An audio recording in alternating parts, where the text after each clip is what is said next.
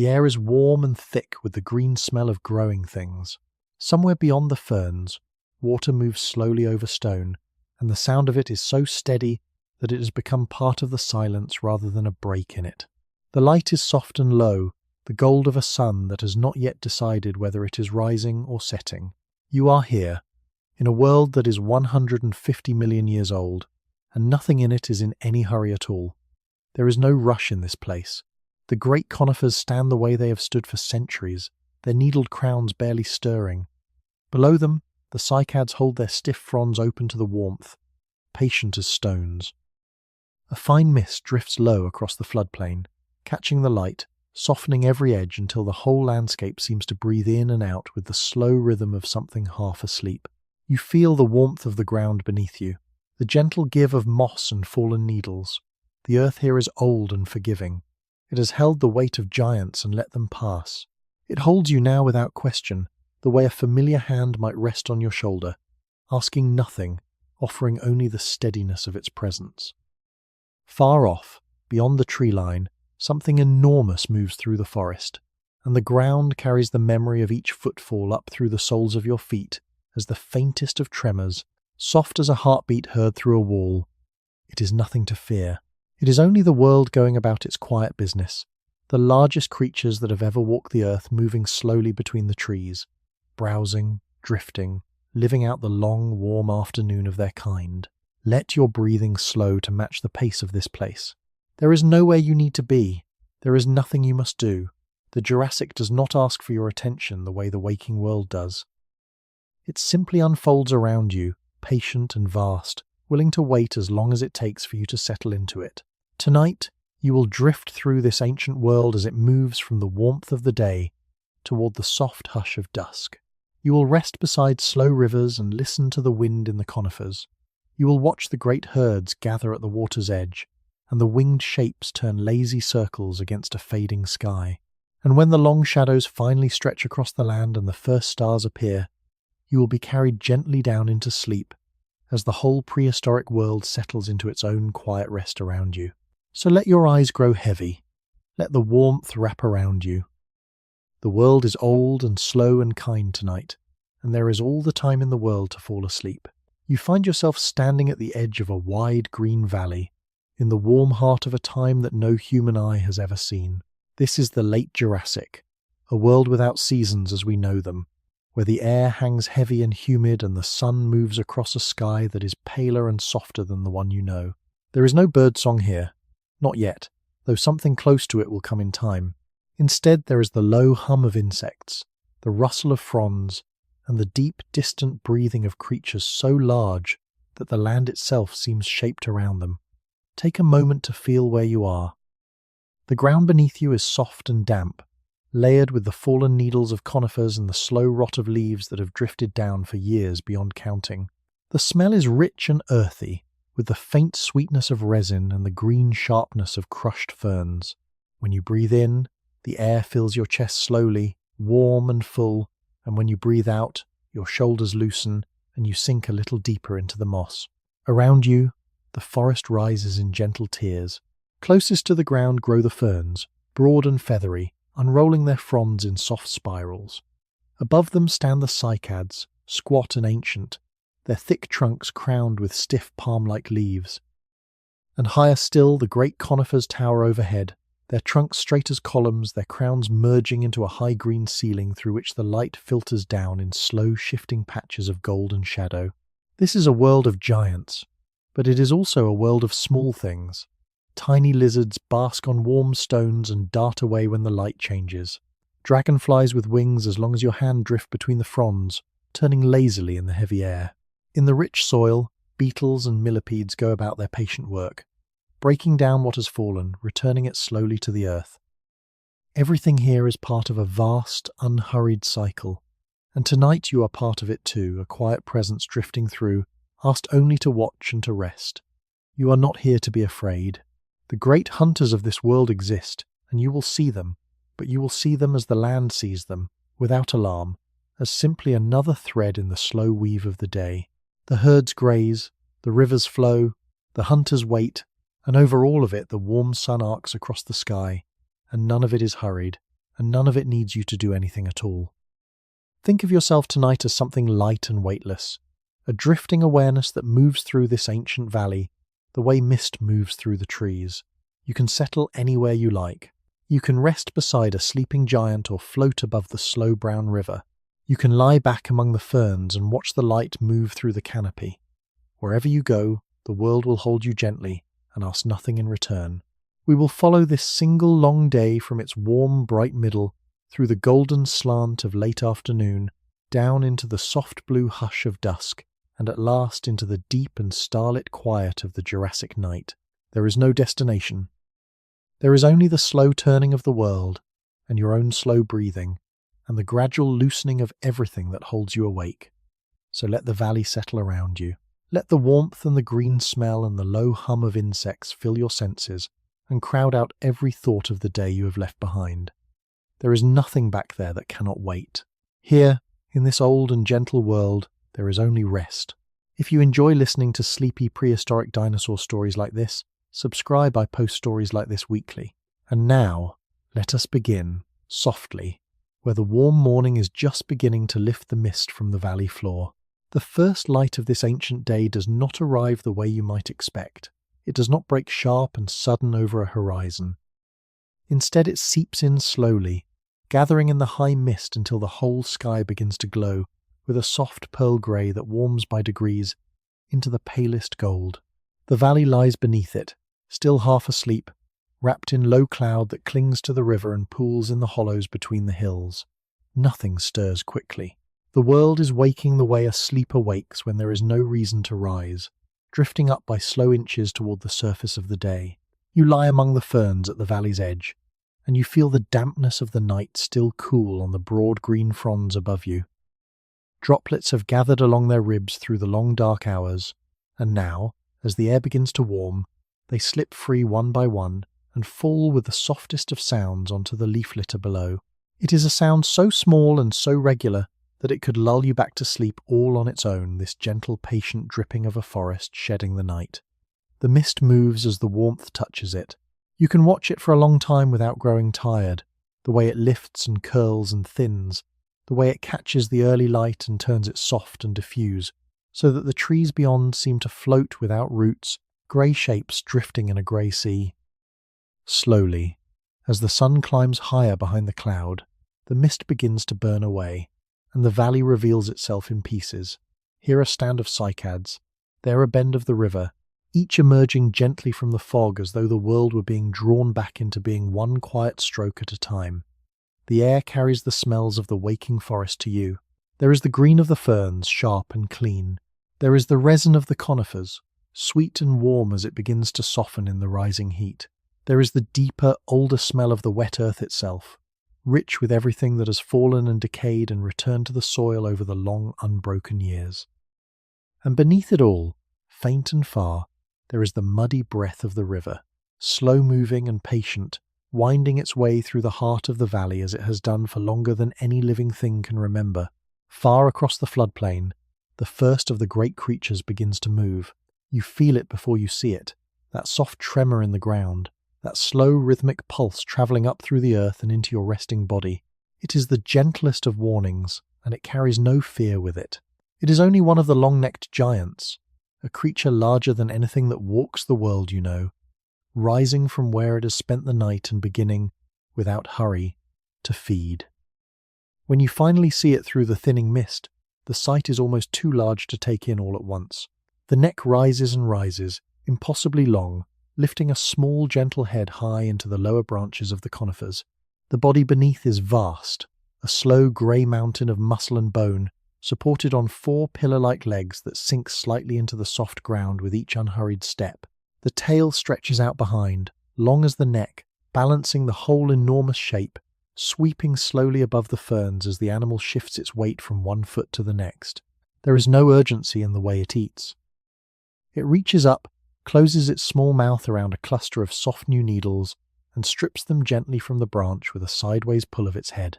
Then it lowers its neck, swings it slowly to a new tree, and begins again. The rhythm of it is hypnotic, this endless patient gathering of food, repeated and repeated as the light grows and the mist clears, and the warmth settles over the valley like a blanket drawn up to the chin. You realize, watching, that the giant is not alone. Where there is one of these creatures, there are usually others, and as the mist lifts further, you begin to see them scattered across the floodplain, grey shapes among the green, each one moving with the same slow deliberation, each one wrapped in the same unhurried calm. They do not crowd one another. They do not compete. There is food enough here for all of them, and time enough, and the morning stretches ahead long and warm and full of nothing that must be done. A pair of small creatures, no larger than dogs, picks its way carefully between the legs of the nearest giant. They move on two slender legs, balanced by long tails, their heads bobbing as they search the ground for fallen needles and the soft insects that hide beneath the leaf litter. They are quick and watchful, but here, in the cool of the early morning, even they seem at ease, pausing often to lift their heads and feel the warmth on their backs, blinking slowly in the growing light. The sun clears the last of the cloud, and for the first time the valley stands fully revealed. It is greener than you imagined, a green so deep and various that the eye could spend hours sorting through its shades. The dark of the conifers, the bright, fresh green of the new ferns, the dusty blue-green of the cycad fronds, the soft yellow-green of the moss that carpets every fallen log and shaded stone. The light pours over all of it, warm and golden, and steam begins to rise from the wet ground in slow drifting threads, and the whole valley seems to sigh and stretch and settle into the comfort of the day.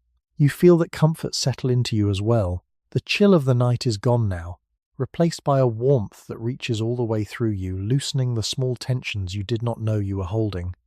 Your breathing has slowed without your noticing. The dripping of the ferns, the slow tread of the giants, the distant murmur of the river, all of it has woven itself into a single soft fabric of sound, and you are wrapped inside it, held and at ease. Near the river, a cluster of the long-necked giants has gathered to drink. They lower their heads on those great curving necks, dipping them slowly toward the water, and you watch the way the surface ripples and clears, as they drink. A young one stands close beside its mother, no taller than her knee, mimicking her movements with the clumsy earnestness of the very young, dipping its small head too soon and lifting it again, learning by patient repetition the slow rhythms of its enormous life. The water they drink from has come a long way.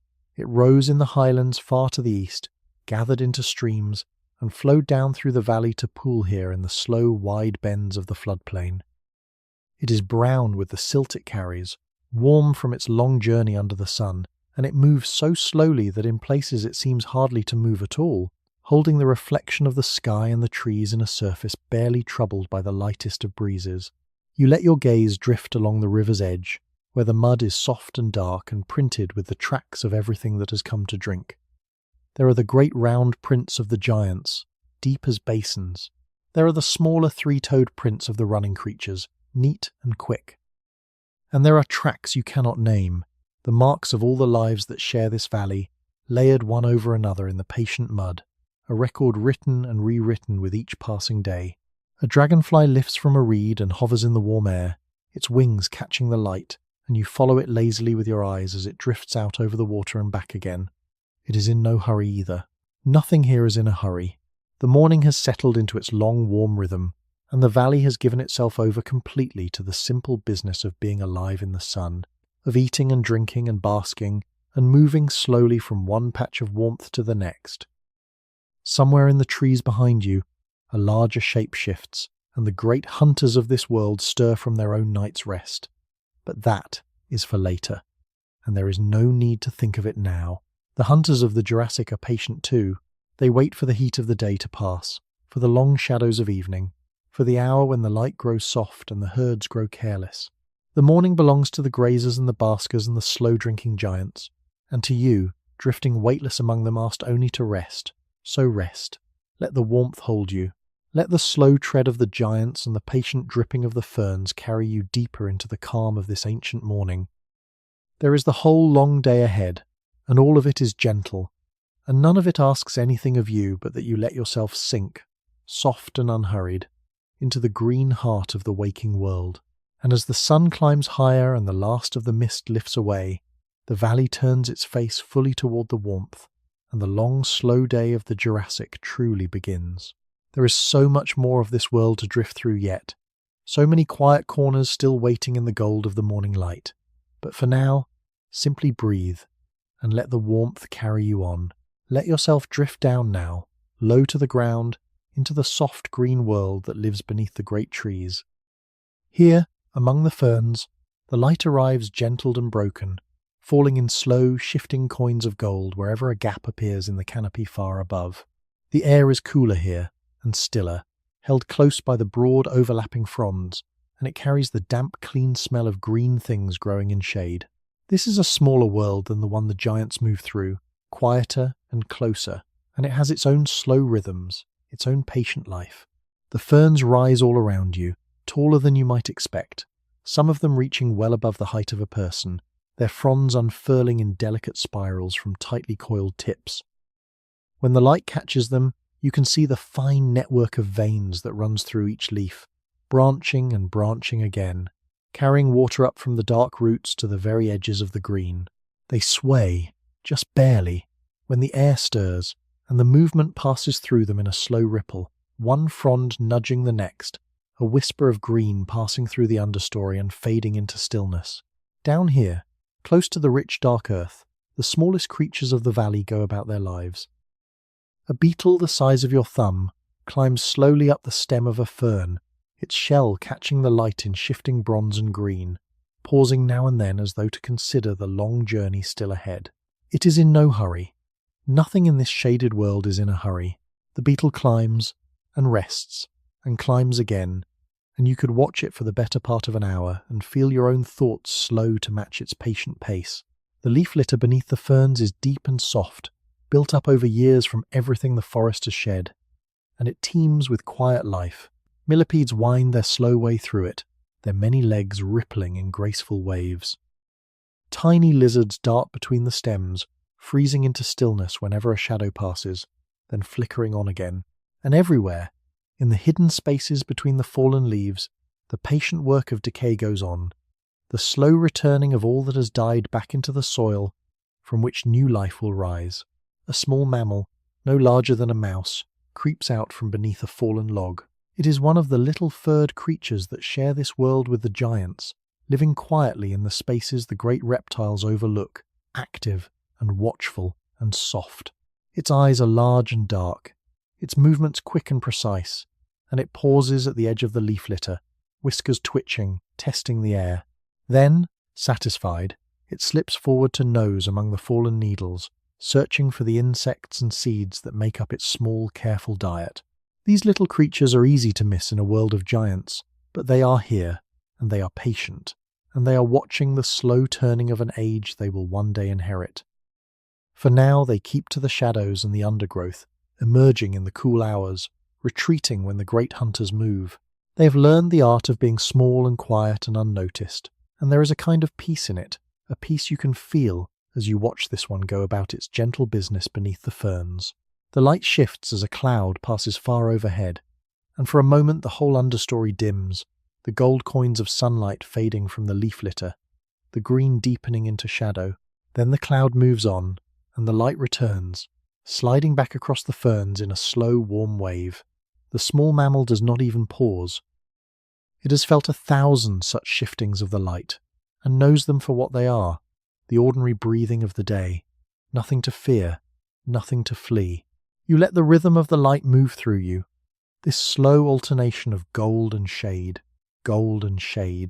as steady and soothing as breath. There is something deeply restful in it, in the way the forest accepts the passing clouds without alarm, in the way the green simply darkens and brightens and darkens again, asking nothing, resisting nothing, content to let the light come and go as it will. Among the ferns grow other plants, stranger and older. There are horsetails near the damp places, their jointed green stems rising straight and segmented from the wet ground, crowned with fine whorls of needle-thin branches. There are club mosses creeping low across the fallen logs, soft and dense as fur, and there are the cycads, with their thick scaly trunks and their crowns of stiff dark fronds. Ancient, even in this ancient world, survivors of an age older still.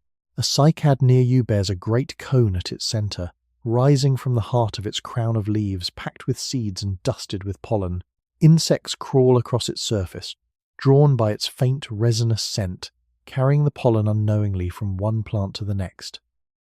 It is one of the oldest partnerships in the living world, this slow exchange between the cycads and the small crawling things that visit them, a quiet collaboration worked out over ages, beyond counting, continuing now in the green shade as it's continued for longer than the giants have walked the earth. You could lose yourself entirely in this small world, in the climbing of the beetle and the rippling of the millipede and the slow swaying of the ferns. It asks nothing of you. It does not need you to understand it or to act within it.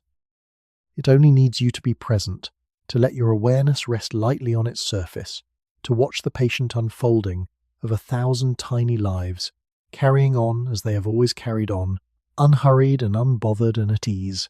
The cool air of the understory settles around you like water. Your breathing has deepened. The small sounds of this place, the rustle of a frond, the click of a beetle's shell against a stem, the soft shifting of the leaf litter as the little mammal moves through it, have woven themselves into a kind of silence, a silence made of small sounds, deep and complete and infinitely restful. High above, far beyond the green ceiling of ferns, the giants continue their slow grazing, and the sun continues its slow climb, and the great warm day rolls on. But down here, in the long shadows of the ferns, time moves differently, slower and softer, measured not in the arc of the sun, but in the patient climbing of a single beetle, in the slow unfurling of a single frond, in the gentle rise and fall of your own quiet breath. A faint breeze finds its way down into the understory, stirring the fronds, carrying with it the warm resinous breath of the conifers and the green sharpness of the ferns, and the deep rich smell of the patient earth. It moves across you like a hand smoothing a sheet, and you feel yourself settle more deeply into the soft moss, your limbs growing heavy, your thoughts growing slow and few and far between. The little mammal has found what it was searching for.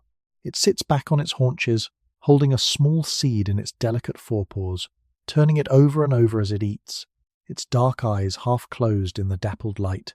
There is such contentment in the small creature, such complete absorption in this one simple task, that watching it you feel your own contentment deepen, your own absorption in the quiet of this moment grow more complete.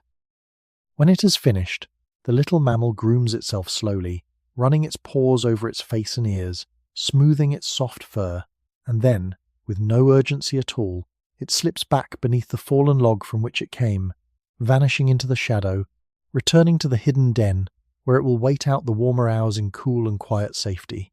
The understory holds its place gently, the ferns swaying close behind it, the leaf litter settling, the small world growing still once more.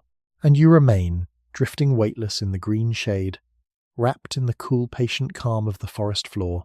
There is no need to follow the little mammal into its den. There is no need to climb after the beetle or chase the shifting light. There is only the need to rest, here among the long shadows of the ferns, and let the small, soft world cradle you as gently as it cradles all its quiet lives. Soon the day will warm toward its height, and the world will shift again, out toward the open river where the giants gather, and the light pours down unbroken. There are wide, bright spaces yet to drift through, and slow brown waters, and creatures larger still. But there is no need to hurry toward any of it. The ferns are soft, and the shade is deep, and you may rest here as long as you like before the gentle current of the day carries you on. Let the current of the day carry you out now, away from the close green shade of the ferns and toward the open heart of the valley, where the river moves through the land like a slow brown ribbon laid down across the green. The trees thin as you approach it, giving way to reeds and rushes and broad muddy banks, and the light grows wide and bright, pouring down from the open sky onto the slow-moving water. The air here is different, cooler and damper, carrying the muddy mineral smell of the river and the green breath of the water plants that crowd its edges. The river is not deep, but it is wide, and it moves with the unhurried patience of water that has a long way to go and all the time in the world to get there. Its surface is smooth and brown, troubled only here and there by the slow swirl of a hidden current or the spreading rings where some unseen thing has risen to feed. The light lies across it in a soft sheen, and the reflections of the clouds drift over it slowly, so that the river seems to hold a second sky within its muddy depths. A paler, dreaming sky that ripples and reforms with every passing breath of wind. Along the banks, the mud is soft and dark and warm, and it is printed everywhere with the marks of the creatures that come here to drink. The great basin prints of the long-necked giants press deep into the mud near the water's edge. The neat three-toed tracks of the running creatures cross and recross the bank. And in the shallows, half submerged, lie the slow, armoured shapes of creatures that spend their lives in the water, their eyes and nostrils just breaking the surface, watching the world go by with ancient, unhurried patience. One of these water dwellers lies near you now, long and low and still, its body mostly hidden beneath the brown water, only the ridge of its back and the bumps of its eyes showing above the surface. It is a creature built for waiting, for lying motionless in the warm shallows, hour after hour, conserving its strength, letting the river bring the world to it. There is no tension in its stillness, only a deep and ancient patience, the patience of a creature that has learned to let the slow current do its work for it. You watch the water move past the still creature, the brown current sliding around its body, and you feel your own thoughts begin to drift and slow like the river itself. There is something about flowing water that loosens the mind, that lets the tight knots of thought unwind and float away downstream. The river has been flowing here for longer than memory, carrying away everything that falls into it, the fallen leaves, the silt, the slow accumulation of the days, and as you watch it, you feel it carrying away your own small cares as well, easing them out of your grip, letting them dissolve into the patient brown water and drift gently out of sight. A group of the running creatures comes down to the bank to drink, picking their way carefully through the reeds on their slender legs. They are alert, their heads lifting often to scan the water and the far bank, but they are not afraid. Not now, in the wide, bright safety of the open morning. They lower their heads to the water and drink in quick, delicate sips, lifting them again, drinking again, their reflections wavering in the disturbed surface, and the soft sound of their drinking carries to you across the slow water, a small contented sound, a sound of need being gently met.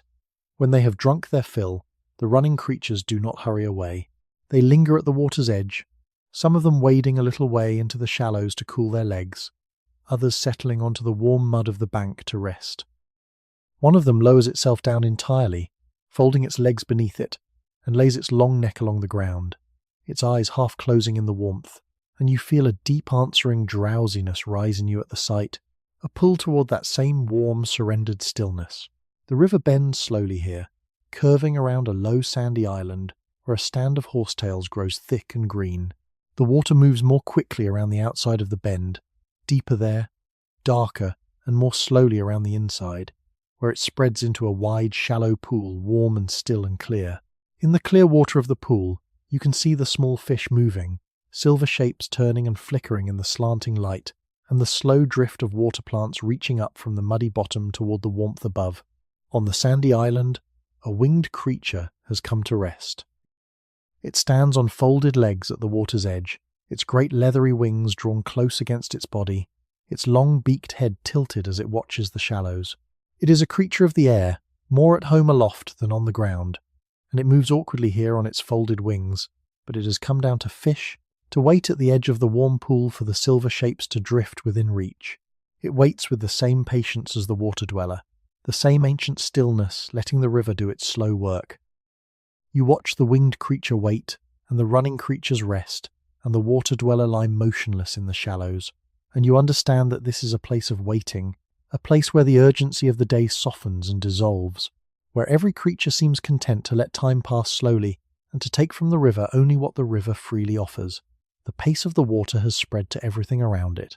The whole bend of the river drowses in the warm, bright morning, held in the slow brown current's patient embrace.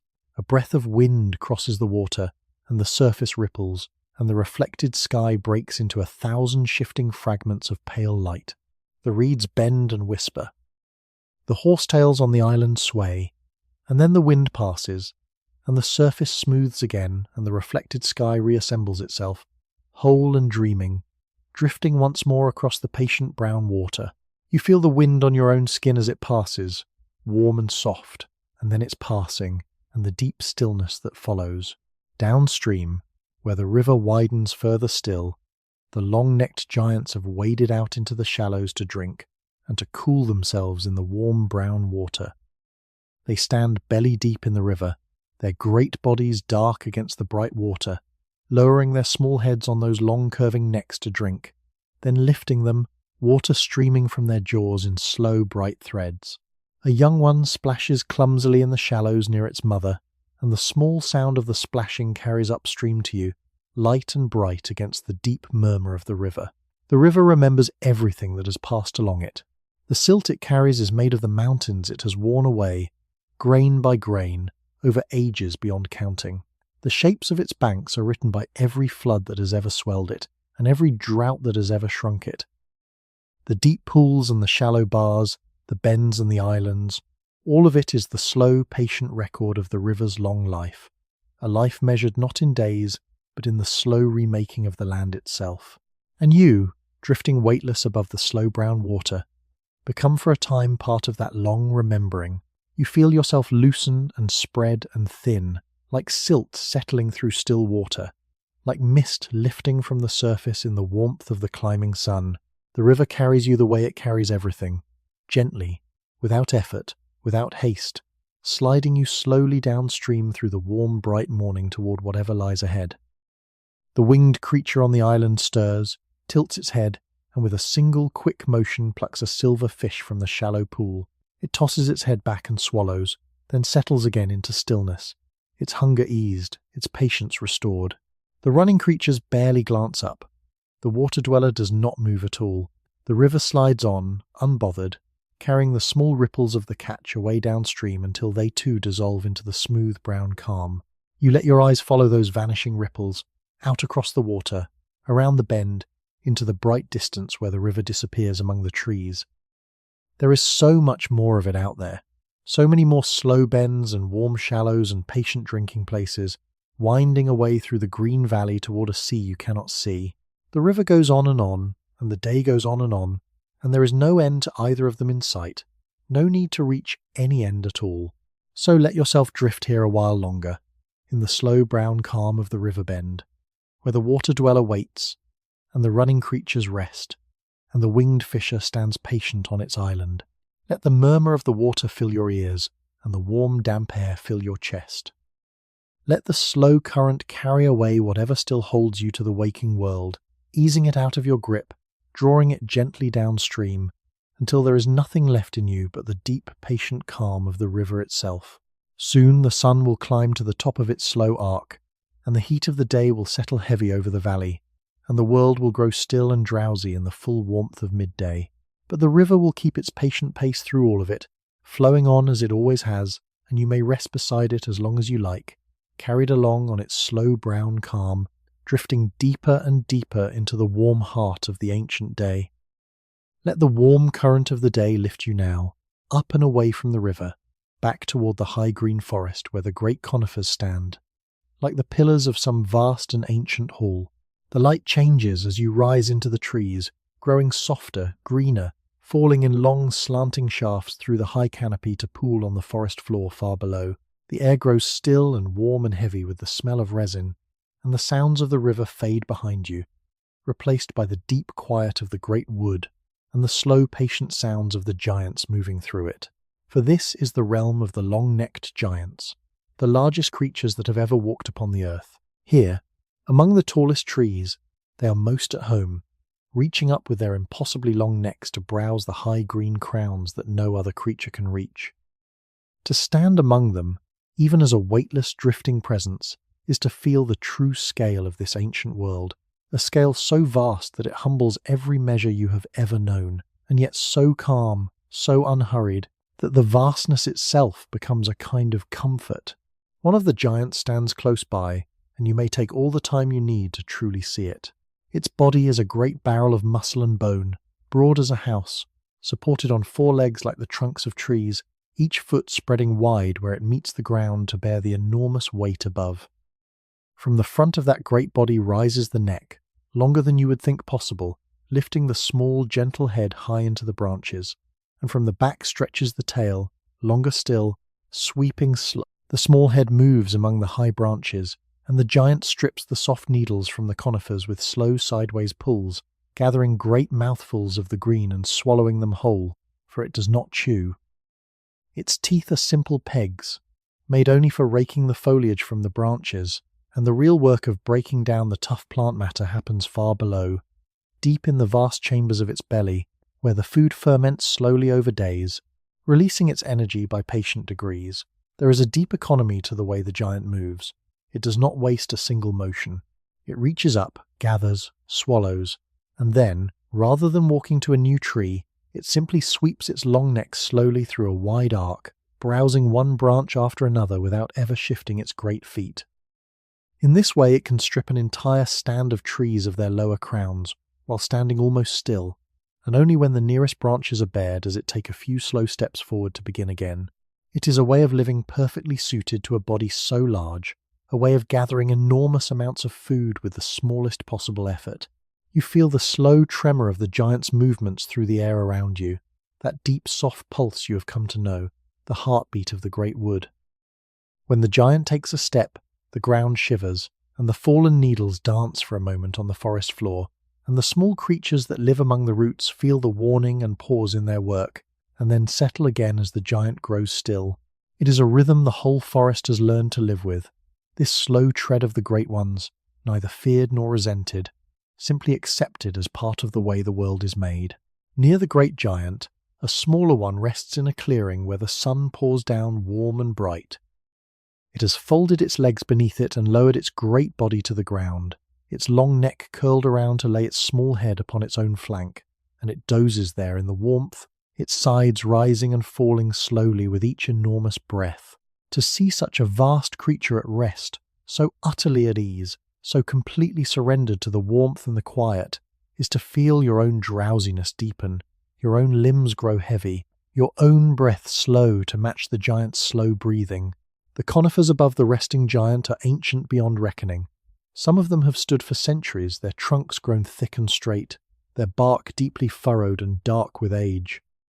They are the great survivors of this world, these trees, patient and enduring, growing slowly upward year after year, century after century, lifting their green crowns ever higher toward the land. The giants browse them and the years weather them, but still they stand, deep-rooted and unhurried, holding the high green ceiling of the forest aloft. Resin seeps from the wounds where the giants have torn away branches, giants fanging, golden and slow, beading along the bark and catching the slanting light.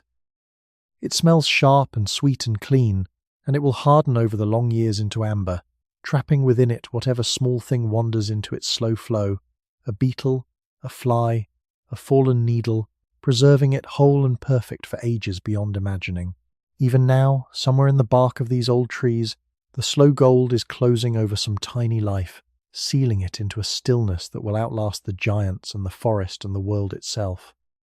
A herd of the giants moves slowly through the trees in the middle distance, and you can follow their progress by the slow swaying of the high branches as their necks move among them, by the soft tremor in the ground, by the deep rumbling sounds they make to one another, sounds so low you feel them in your chest more than hear them in your ears. They are social creatures, these giants, moving together through the forest, the old ones and the young, sharing the rich highbrows, keeping the herd loosely together as they drift from stand to stand. The young giants stay close to the adults, sheltered among the great legs, learning by patient imitation the slow rhythms of their kind.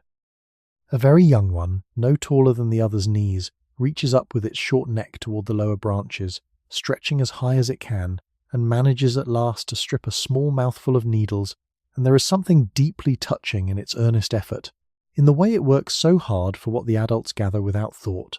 It will grow, in time, into one of these mountains of patient flesh, but for now it is small and striving, and the herd moves slowly enough to let it keep pace. The warmth of the day has reached its fullness now, pooling thick and golden among the trees, and even the giants have slowed their already slow pace. They browse a little, and rest a little, and browse again, and the whole herd has settled into the deep drowsy rhythm of the warm afternoon. The forest drowses with them. The slanting shafts of light hang motionless in the still air. The resin seeps slowly down the bark, and over all of it lies the deep green quiet of the great wood, broken only by the soft sounds of the giants and the distant murmur of the river far below.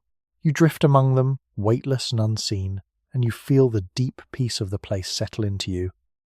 There is nothing to fear here, among these vast gentle creatures. They have no interest in you, no awareness of you, no need of you at all.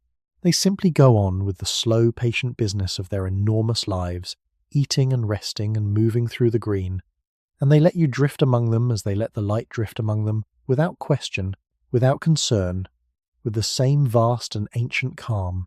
One of the great giants lifts its head from the branches and gazes slowly out across the forest, its small eyes mild and unhurried, its long neck swaying gently as it turns. There is no thought in that gaze that you can read, no fear, no want, only a deep animal contentment, a creature perfectly suited to its world, perfectly at ease within it. Then it lowers its head again to the branches and resumes its slow browsing, and the moment passes and the forest drowses on. The sun moves a little in the sky, and the shafts of light shift slowly across the forest floor, and a patch of warmth that lay on the resting giant's flank slides slowly away, and the giant, half asleep, shifts its great body a few inches to follow it, settling back into the warmth with a long, slow breath. Even in its sleep it seeks the comfort of the sun, this great creature, drawn toward the warmth the way all living things are drawn toward it, the way you yourself are drawn now, sinking deeper into the soft, drowsy heat of the afternoon.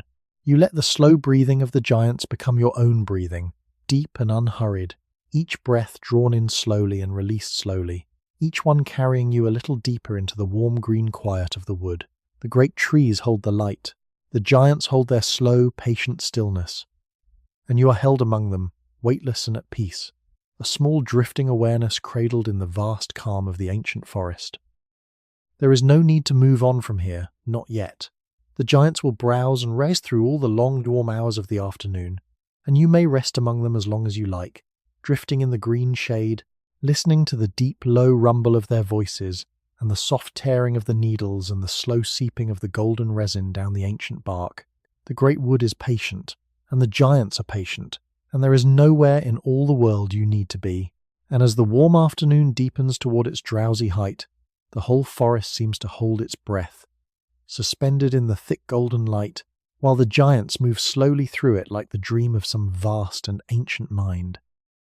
Soon the smaller, quieter lives of the valley will draw your drifting attention, the patient feeders and the still waters and the small warm things that live close to the earth. But for now, simply rest here among the giants, and let their slow breathing carry you down. Let yourself drift down again now, away from the high green realm of the giants, toward the low wet margins of the valley where the land and the water blur softly into one another. Here, where the river spreads into shallow marshes and still backwaters, the world grows quiet in a different way.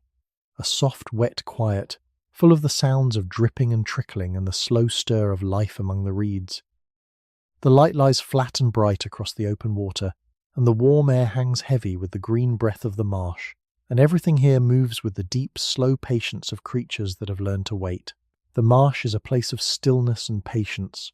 Among the reeds, half hidden in the shallow water, the slow armoured creatures lie motionless, waiting for the warmth to soak into their bodies, waiting for the small fish to drift within reach, waiting with a patience so deep and so complete that it seems less like waiting than like a kind of meditation, a surrender to the slow rhythms of the water and the sun.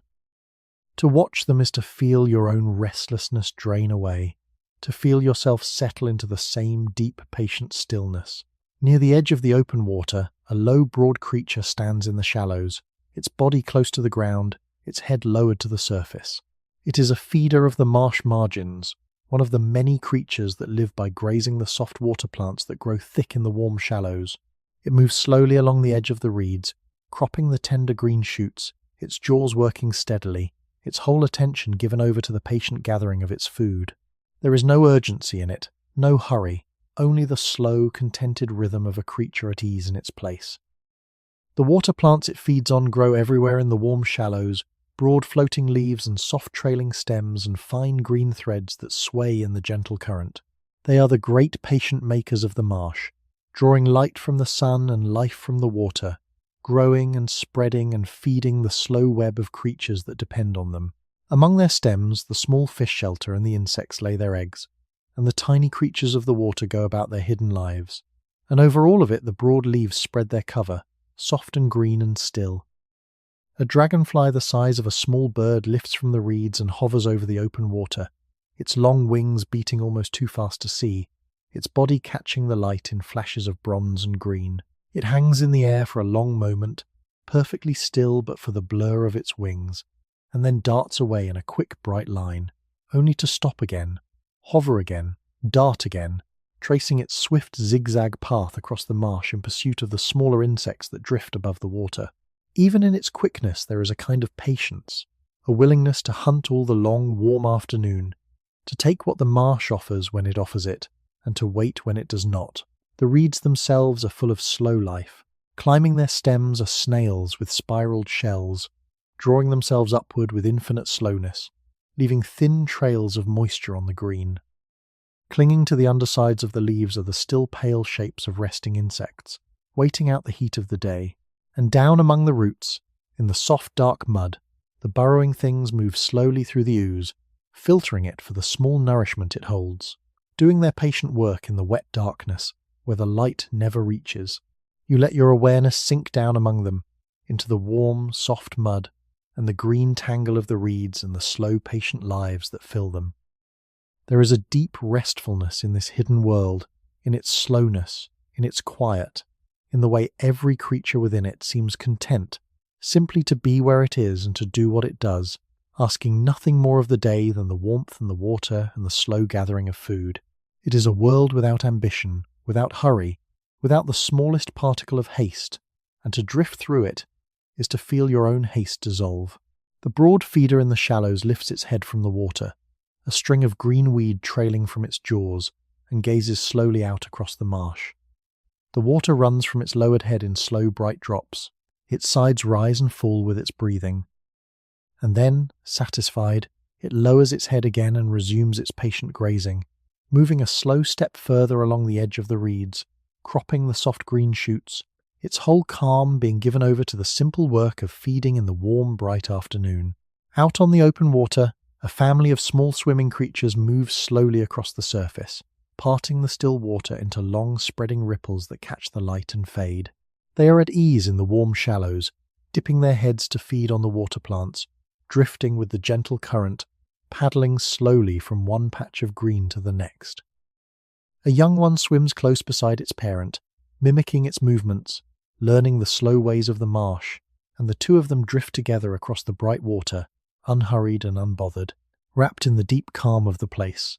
The warmth of the marsh is a wet and heavy warmth, thick with moisture, rich with the green smell of growing things and the dark smell of the mud. It settles over you like a damp, warm cloth, soft and enveloping, and you feel your limbs grow heavy with it, your thoughts grow slow and dim.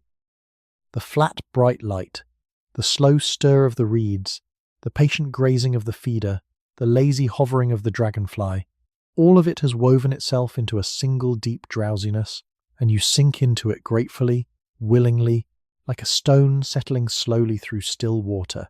A heron-like winged creature stands motionless at the edge of the open water, balanced on one long leg, its beaked head drawn back, its eyes fixed on the shallows below. It has been standing so for a long time, perfectly still, waiting for the small fish to drift within reach. There is no impatience in its stillness, no tension, Pulu that deep marsh patience, that willingness to wait as long as the waiting takes. And when at last a silver shape drifts close, the creature strikes, quick as thought, and lifts its head with the fish gleaming in its beak, and swallows, and settles again into its long, patient stillness. You watch the winged creature settle, and you feel the marsh settle around it, the ripples from its strike spreading slowly outward and fading, the disturbed reeds growing still, the deep calm flowing back to fill the small space the movement made. Nothing here stays troubled for long.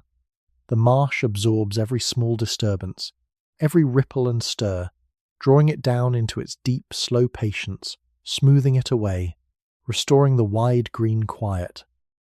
And you are absorbed into that quiet as well, drawn down into the deep, slow patience of the marsh, smoothed and stilled and held. The sun has begun, just barely, to lean toward the west, and the flat bright light of midday has taken on the faintest warmth of gold. The shadows of the reeds have begun, just barely, to lengthen across the water.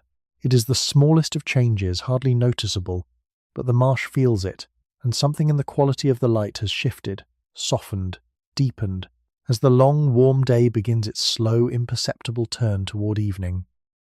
But there are hours yet before the light truly fails, hours of warm gold afternoon still to drift through, and there is no need to think of the coming dusk. The marsh drowses on in the slanting light. The feeder grazes the soft green shoots. The dragonfly traces its bright path above the water. The winged fisher waits in its long patient stillness, and the whole wet green world holds its deep, slow calm, unbothered by the slow turning of the sun, content to let the afternoon unwind at its own unhurried pace. You let yourself drift among the reeds, low over the warm, still water, weightless and at peace. The green smell fills you. The flat, bright light wraps around you. The slow, patient lives of the marsh go on all around you, asking nothing, offering only the deep, restful example of their stillness.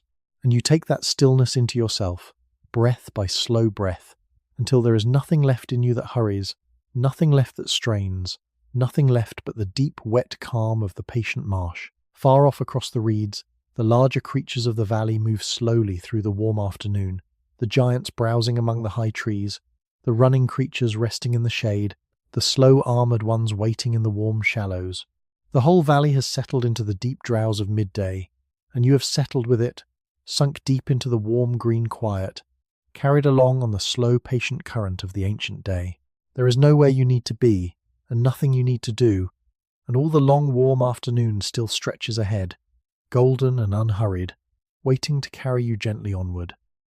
So rest here a while longer, among the patient ones, in the deep, slow calm of the marsh, and let the warm, wet stillness draw you down, soft and slow and deep, toward the quiet country of sleep. And when you are ready, the slow current of the day will lift you once more and carry you out across the valley, toward the open plains where the light pours down unbroken and the heat shimmers above the warm, dry ground. There is more of this ancient world still waiting, more warmth, more stillness, more deep, slow calm.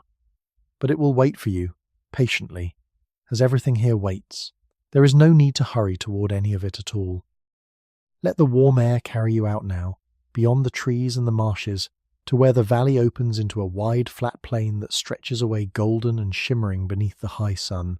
Here the forest gives way to low ferny scrub and open ground, and the light comes down unbroken, pouring across the land in a flood of warm gold, and the heat rises from the dry earth in slow, shimmering waves that blur the distant tree line into a soft, wavering mirage. The air is hot and still and full of the dry, sweet smell of sun-warmed plants, and over all of it lies the deep, heavy hush of the afternoon at its height. Nothing moves quickly out here, in the full heat of the day.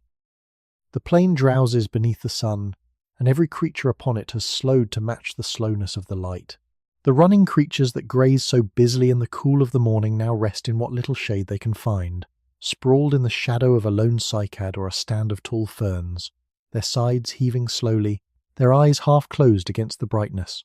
The heat has settled over the plain like a great warm weight, pressing everything down into stillness, and the stillness is deep and complete and infinitely restful.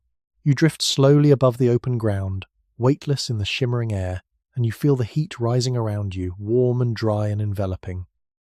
It is a different warmth from the wet heat of the marsh, lighter and cleaner, the warmth of sun on dry earth, and it wraps around you just as gently, just as completely, drawing the last small tensions from your drifting body, easing you down toward the deep, slow calm of the drowsing plain.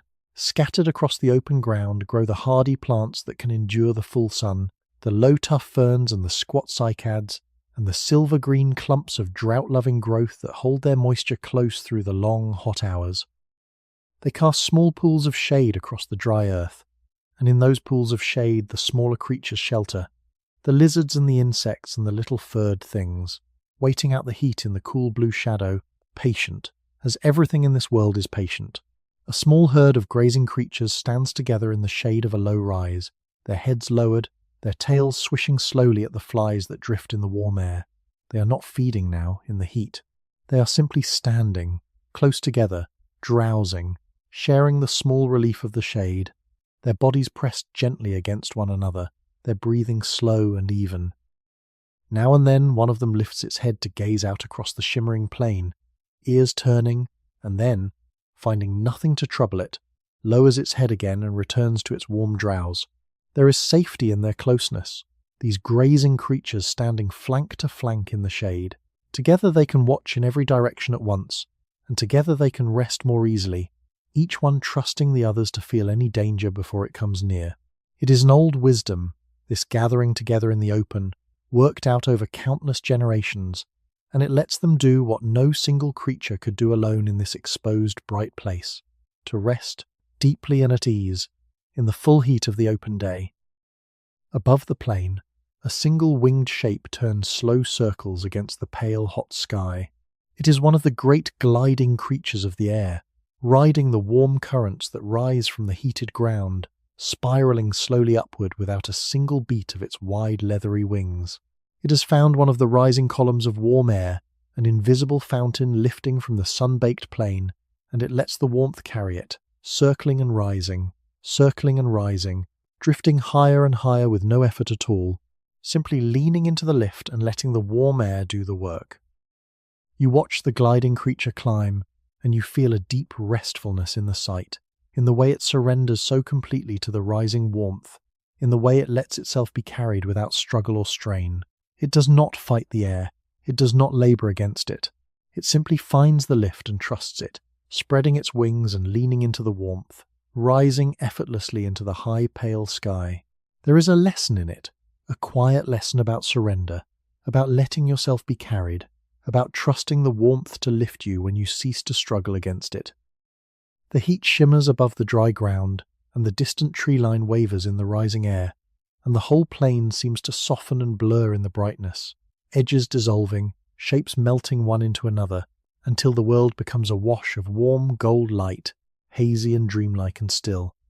It is hard, gazing out across the shimmering plain, to hold any sharp thought, hard to keep the mind clear and focused.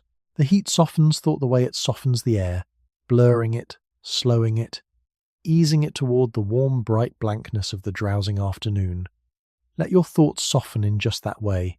Let them blur and slow and melt one into another, the way the distant shapes melt in the shimmering air. There is no need for sharp, clear thinking now, no need to hold anything firmly in mind. Let it all soften, let it all dissolve into the warm gold haze, until your mind becomes as still and blank and peaceful as the drowsing plain beneath the high white sun. A lone running creature crosses the open ground in the middle distance, moving slowly, unhurried, picking its way between the clumps of fern toward the shade of a distant tree. It does not run, despite its name, not in this heat. It walks, head low, tail swaying, its three-toed feet pressing neat prints into the dry earth, and you follow its slow progress lazily across the shimmering plain, watching it grow smaller and hazier as it nears the wavering tree line, until at last it reaches the shade and folds itself down into the cool blue shadow and is still. The flies drift in the warm air, lazy and slow, their wings catching the light. A beetle trundles across the dry earth, pushing a small ball of something before it, intent on its patient labour. A lizard suns itself on a warm, flat stone, utterly motionless, soaking the heat into its body, only the slow pulse at its throat showing that it lives at all. The small lives of the plain go on, slowed and softened by the heat, each one wrapped in its own warm stillness, each one content to wait out the long, bright hours in patient, drowsing calm. You drift down toward the warm earth and let yourself settle, weightless, into the soft dust of the plain, in the small pool of shade beneath a low, spreading cycad.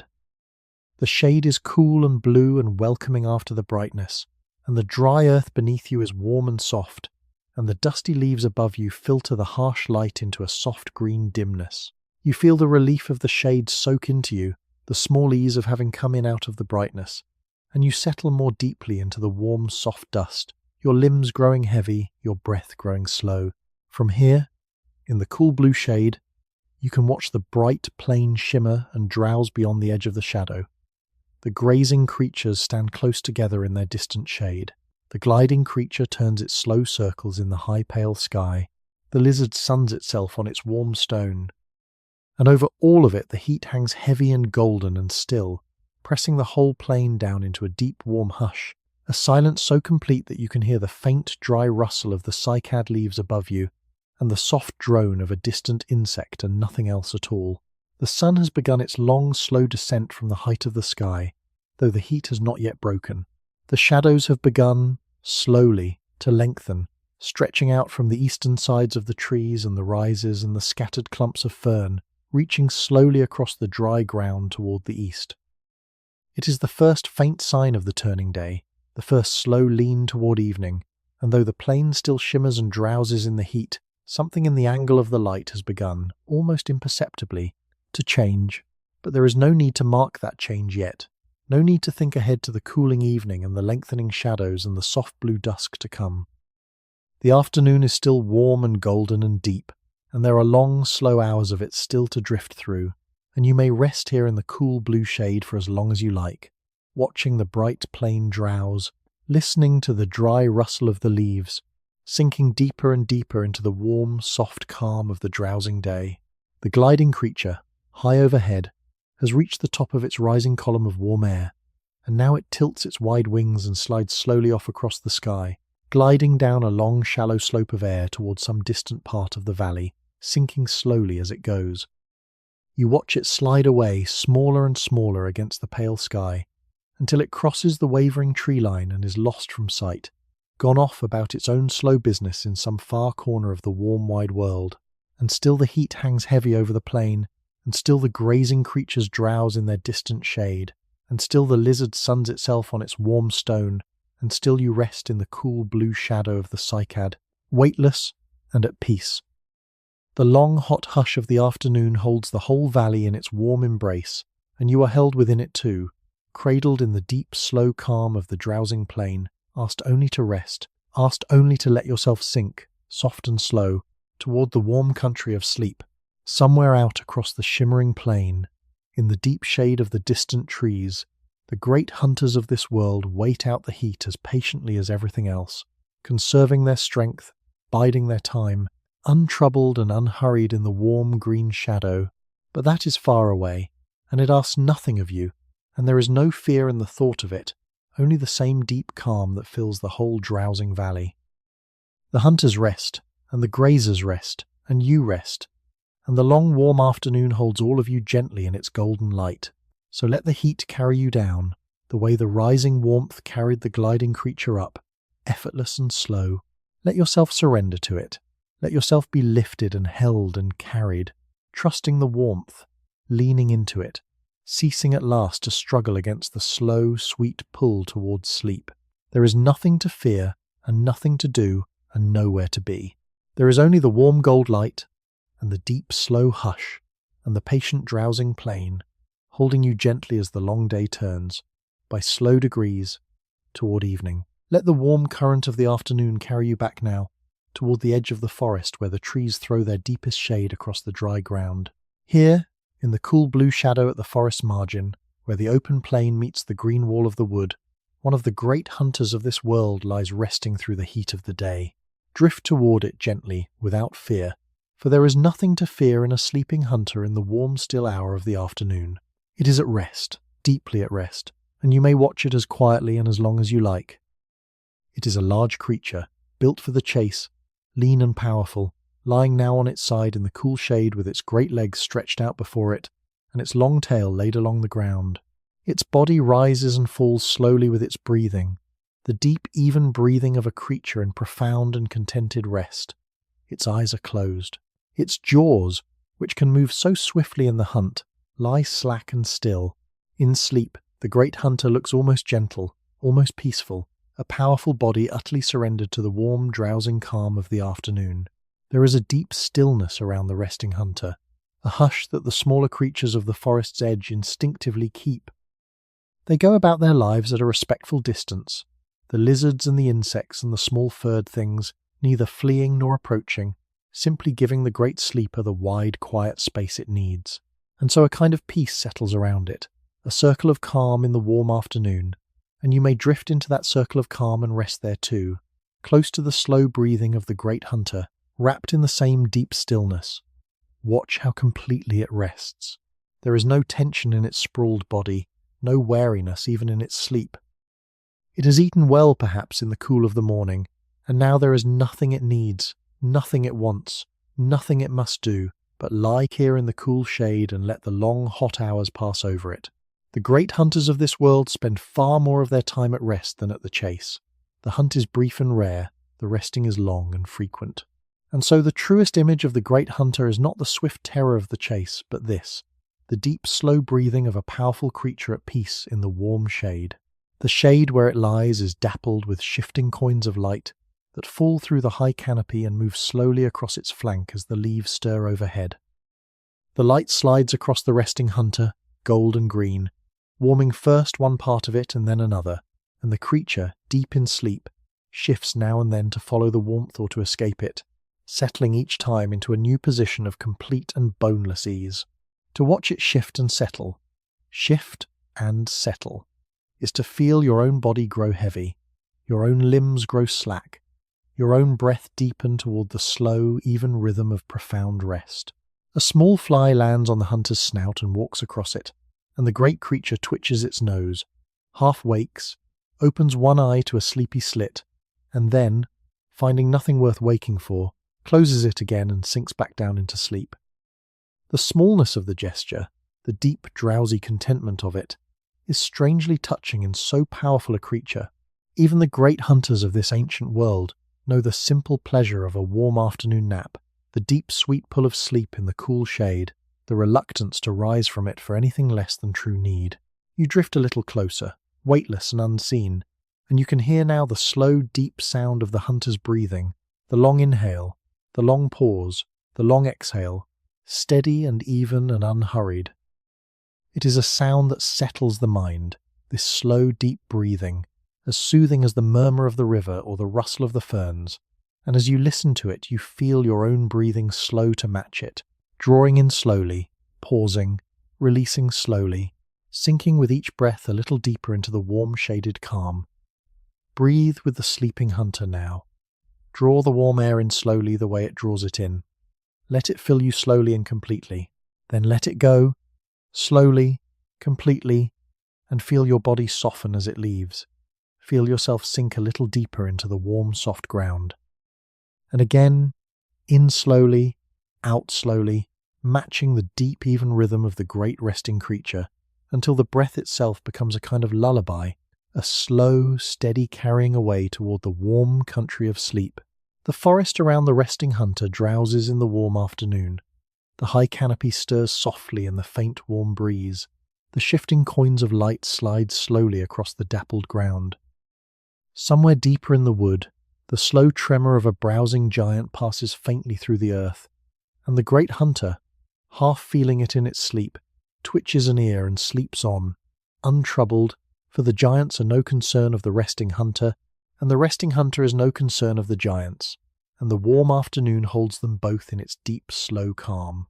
It is good to see the great hunter at peace like this, to know that even the fiercest creatures of this world spend their long days mostly in rest, mostly in stillness, mostly in the deep, slow drowse of the warm afternoon.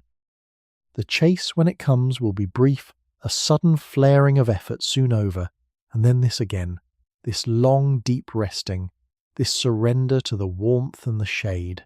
The hunter's life is mostly quiet. The hunter's life is mostly this, and there is a strange comfort in knowing it, a softening of the old fear, a deepening of the warm afternoon calm. The light has begun to slant a little more steeply through the trees, and the dappled coins of light upon the hunter's flank have grown longer, more golden, as the sun leans further toward the west. The heat has eased the smallest amount, the fierce white brightness of midday softening toward the warmer gold of late afternoon, but the change is slow and gentle, hardly noticeable, and the great hunter sleeps on through it, undisturbed, and the warm shaded calm holds firm, and there is no need yet to think of the cooling evening to come. You settle into the cool shade beside the sleeping hunter, weightless and at peace, and you let its slow, deep breathing carry you down. The warm, soft ground holds you, The dappled light slides slowly over you, the deep forest quiet wraps around you, and the great hunter breathes on, slow and even and deep, drawing you with each breath a little further from the waking world, a little deeper into the warm shaded stillness, a little closer to the soft edge of sleep. There is nothing to guard against here, nothing to watch for, nothing to fear. The hunter sleeps, and you may sleep too. The afternoon is warm, and the shade is cool, and the breathing is slow and deep and even, and all the long golden hours still stretch ahead, unhurried and peaceful, waiting to carry you gently onward when you are ready, and asking nothing of you now, but that you rest. So rest here, in the hunter's quiet hour, in the cool dappled shade at the forest's edge, and let the slow deep breathing of the great resting creature draw you down towards sleep. Let your body grow heavy and slack and warm. Let your breath slow to the deep, even rhythm of profound rest. And let the warm golden afternoon hold you, gently and completely, as the long day leans slowly, slowly, toward the soft gold light of evening. If you are growing drowsy now, there is no need to hold yourself awake. Let yourself drift. Let yourself sink. The story will go on, soft and slow, whether you follow every word of it or let it blur into the warm dark behind your eyes. If you wish to keep listening, you are welcome, and if you wish to let go and slip down into sleep, you are welcome to that too.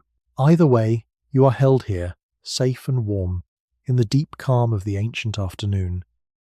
And when you are ready, the slow current of the day will lift you once more, and carry you out from the hunter's quiet shade toward the wide, bright water where the winged creatures of the air turn their slow circles above the warm lagoon.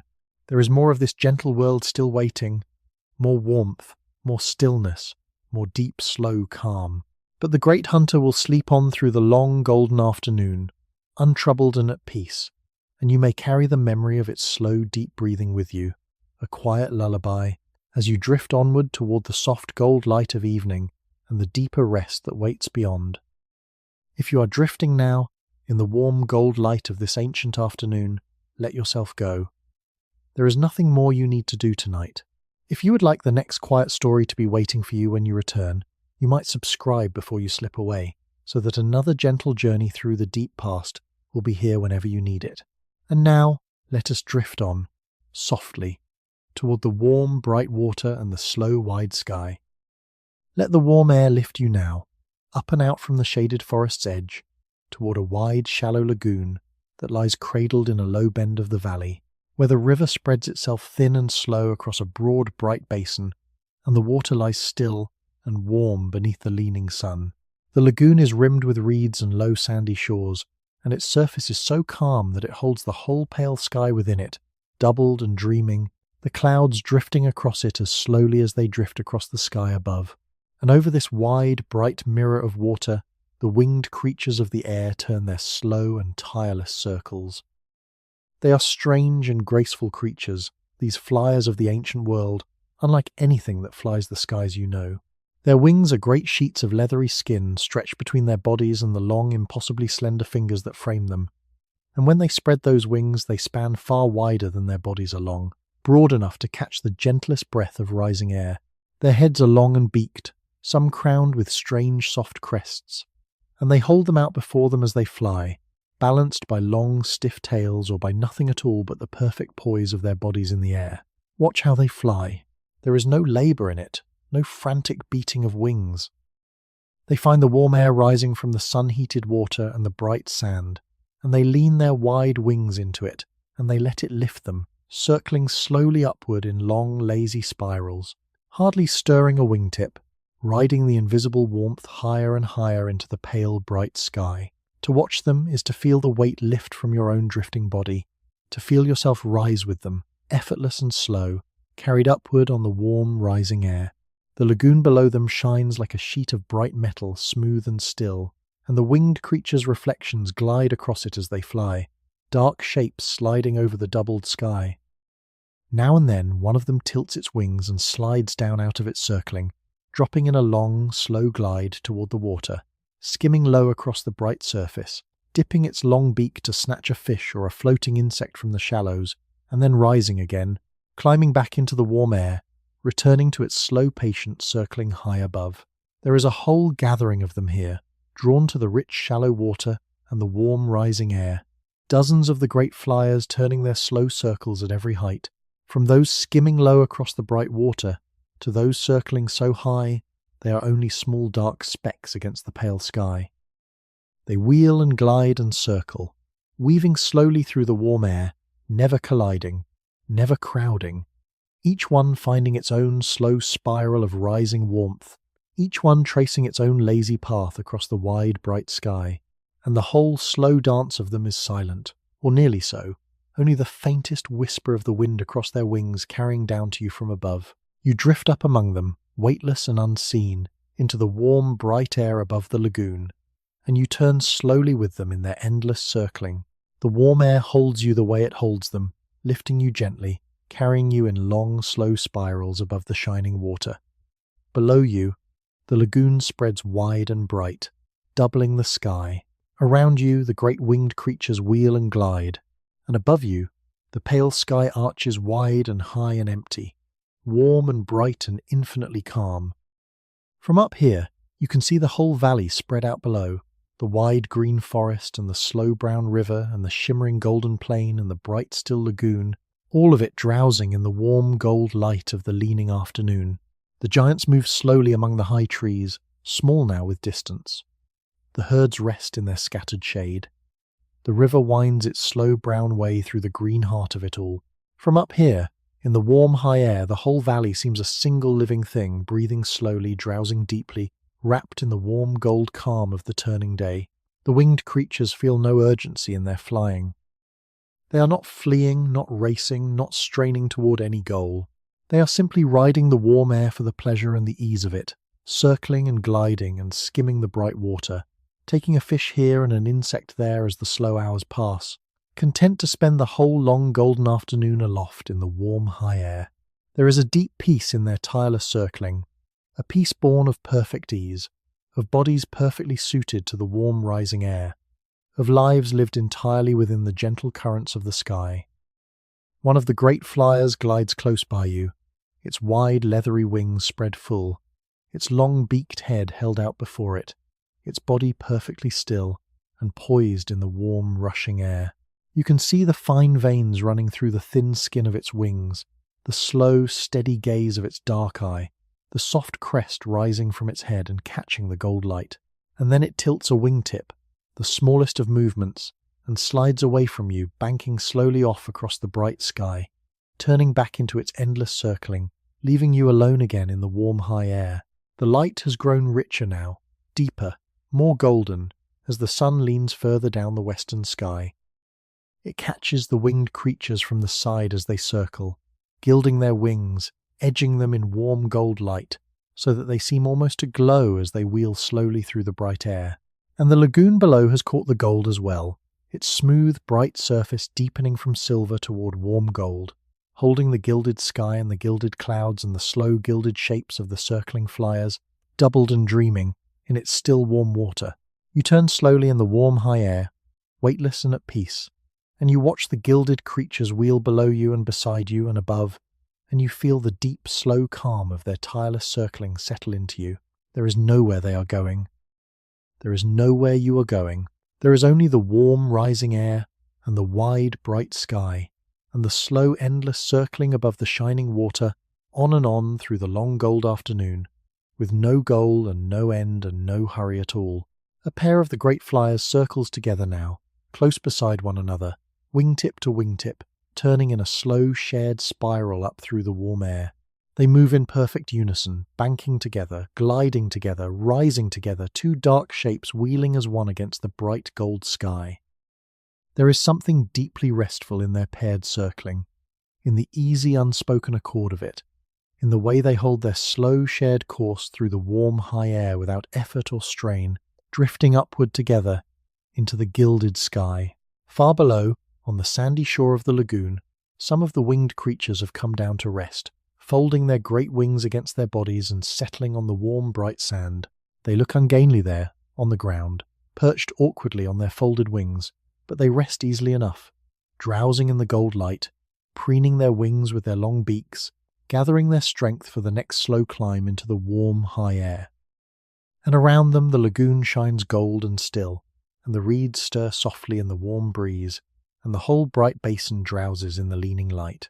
You let yourself drift slowly downward now, out of the warm high air, descending in a long, slow spiral toward the bright still water, the way the winged creatures descend when they tire of the heights.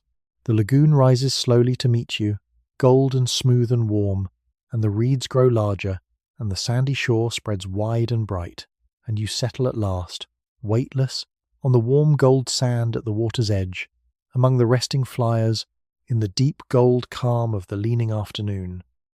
The sand is warm beneath you, warm from the long day's sun, and the air is warm and still and full of the green breath of the reeds and the bright mineral smell of the shallow water. Beside you, the great flyers drowse on their folded wings. Above you, their companions still wheel slowly through the gilded sky. And before you, the wide lagoon spreads gold and still, holding the leaning sun and the gathering gold of the late afternoon in its smooth bright water, doubling the sky, dreaming the slow gold dream of the turning day. Let yourself drowse here on the warm gold sand, at the edge of the bright still water, among the resting flyers. There is nothing to do but rest. The winged creatures will circle and glide, and skim the bright water through all the long gold hours of the leaning afternoon, and you may rest here and watch them, or you may let your eyes fall closed and simply feel the warm sand beneath you, and hear the soft stir of the reeds, and the faint whisper of wings high above, and let the deep gold calm of the lagoon draw you slowly down towards sleep. The sun leans lower, and the gold deepens, and the shadows of the reeds stretch long across the warm sand, and the whole bright basin softens toward the warm rich light of the late afternoon. The day is turning, slowly, gently, toward evening, but the turning is soft and unhurried, and there is no sadness in it, only a deepening of the gold, a warming of the light, a slow, sweet ripening of the long, calm day toward the gentle hush of dusk. And the winged creatures circle on through it, tireless and serene, gilded by the leaning sun, wheeling slowly through the warm gold sky above the shining water. They will fly until the light begins truly to fail, and then they too will come down to rest on the warm sand and the safe high perches, folding their great wings, settling into the gathering dusk.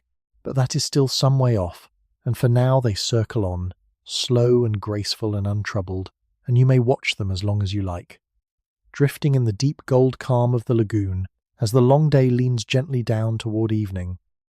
So rest here, on the warm gold sand, beneath the slow wheeling wings, beside the bright still water, and let the deep gold calm of the leaning afternoon hold you.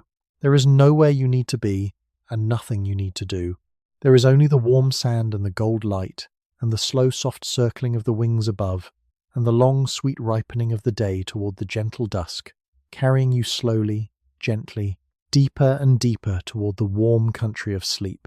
Let the warm gold light draw you down now, back toward the slow brown river, where in the cool of the late afternoon the creatures of the valley are gathering to drink. As the fierce heat of the day softens toward evening, they come down from the shaded forest and the open plain, drifting in ones and twos and small loose herds toward the water, and the broad muddy banks that lay quiet through the heat of midday grow slowly busy with gentle life. There is no urgency in the gathering, no jostling or competition, only the slow, contented coming together of many creatures drawn by the same deep need to the same warm water. The long-necked giants come first, or perhaps they were never far, moving down to the river's edge on their great slow legs to wade out into the warm shallows and drink.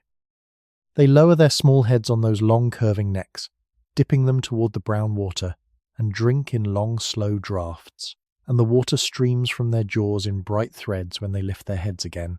Around them the river ripples and clears, and the late gold light lies across the disturbed water in shifting sheets of brightness. The running creatures come down to the banks in their small alert herds, picking their way carefully through the reeds, lowering their heads to drink in quick, delicate sips. They are more watchful than the giants, more easily startled, and they drink with their heads coming up often to scan the water and the far bank and the line of the trees.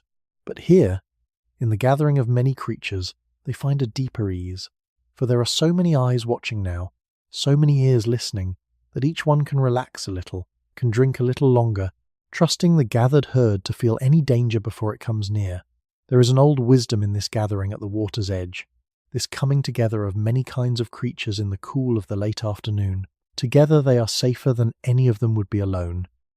Together they can drink more deeply, rest more easily, linger longer in the gentle gold light. The giants and the running creatures and the smaller grazers and the winged ones come down from the heights, all of them drawn to the same warm water, all of them sharing the same broad banks, and a deep, loose peace settles over the gathering, the peace of many creatures at ease in one another's quiet company. You drift slowly above the gathering, weightless and unseen, and you feel the deep calm of it rise up to meet you. The slow drinking of the giants, the delicate sipping of the running creatures, the soft stir of many bodies along the warm muddy banks, the murmur of the slow brown river beneath it all, the whole gentle gathering breathes with a single, slow, contented rhythm, and you breathe with it, drawn down into its deep, loose peace, settling into the warm gold calm of the late afternoon. A herd of grazing creatures has come down to a wide, shallow stretch of the river where the water spreads thin and bright across a bed of clean, pale sand. They wade out into the warm shallows, dipping their heads to drink, and some of them, having drunk their fill, simply stand in the cool water, letting it ease the heat of the long day from their legs, their tails swaying slowly, their eyes half closing in the gold light. A young one splashes in the shallows beside its mother, kicking up bright drops that catch the leaning sun, and the small sound of its play carries across the water, light and bright, and full of an easy contentment. The light has grown deep and rich and golden now, the warm gold of the late afternoon, and it lies across the whole gathering like a blessing, gilding the wet flanks of the giants, edging the running creatures in warm light, turning the slow brown river to a sheet of shifting gold.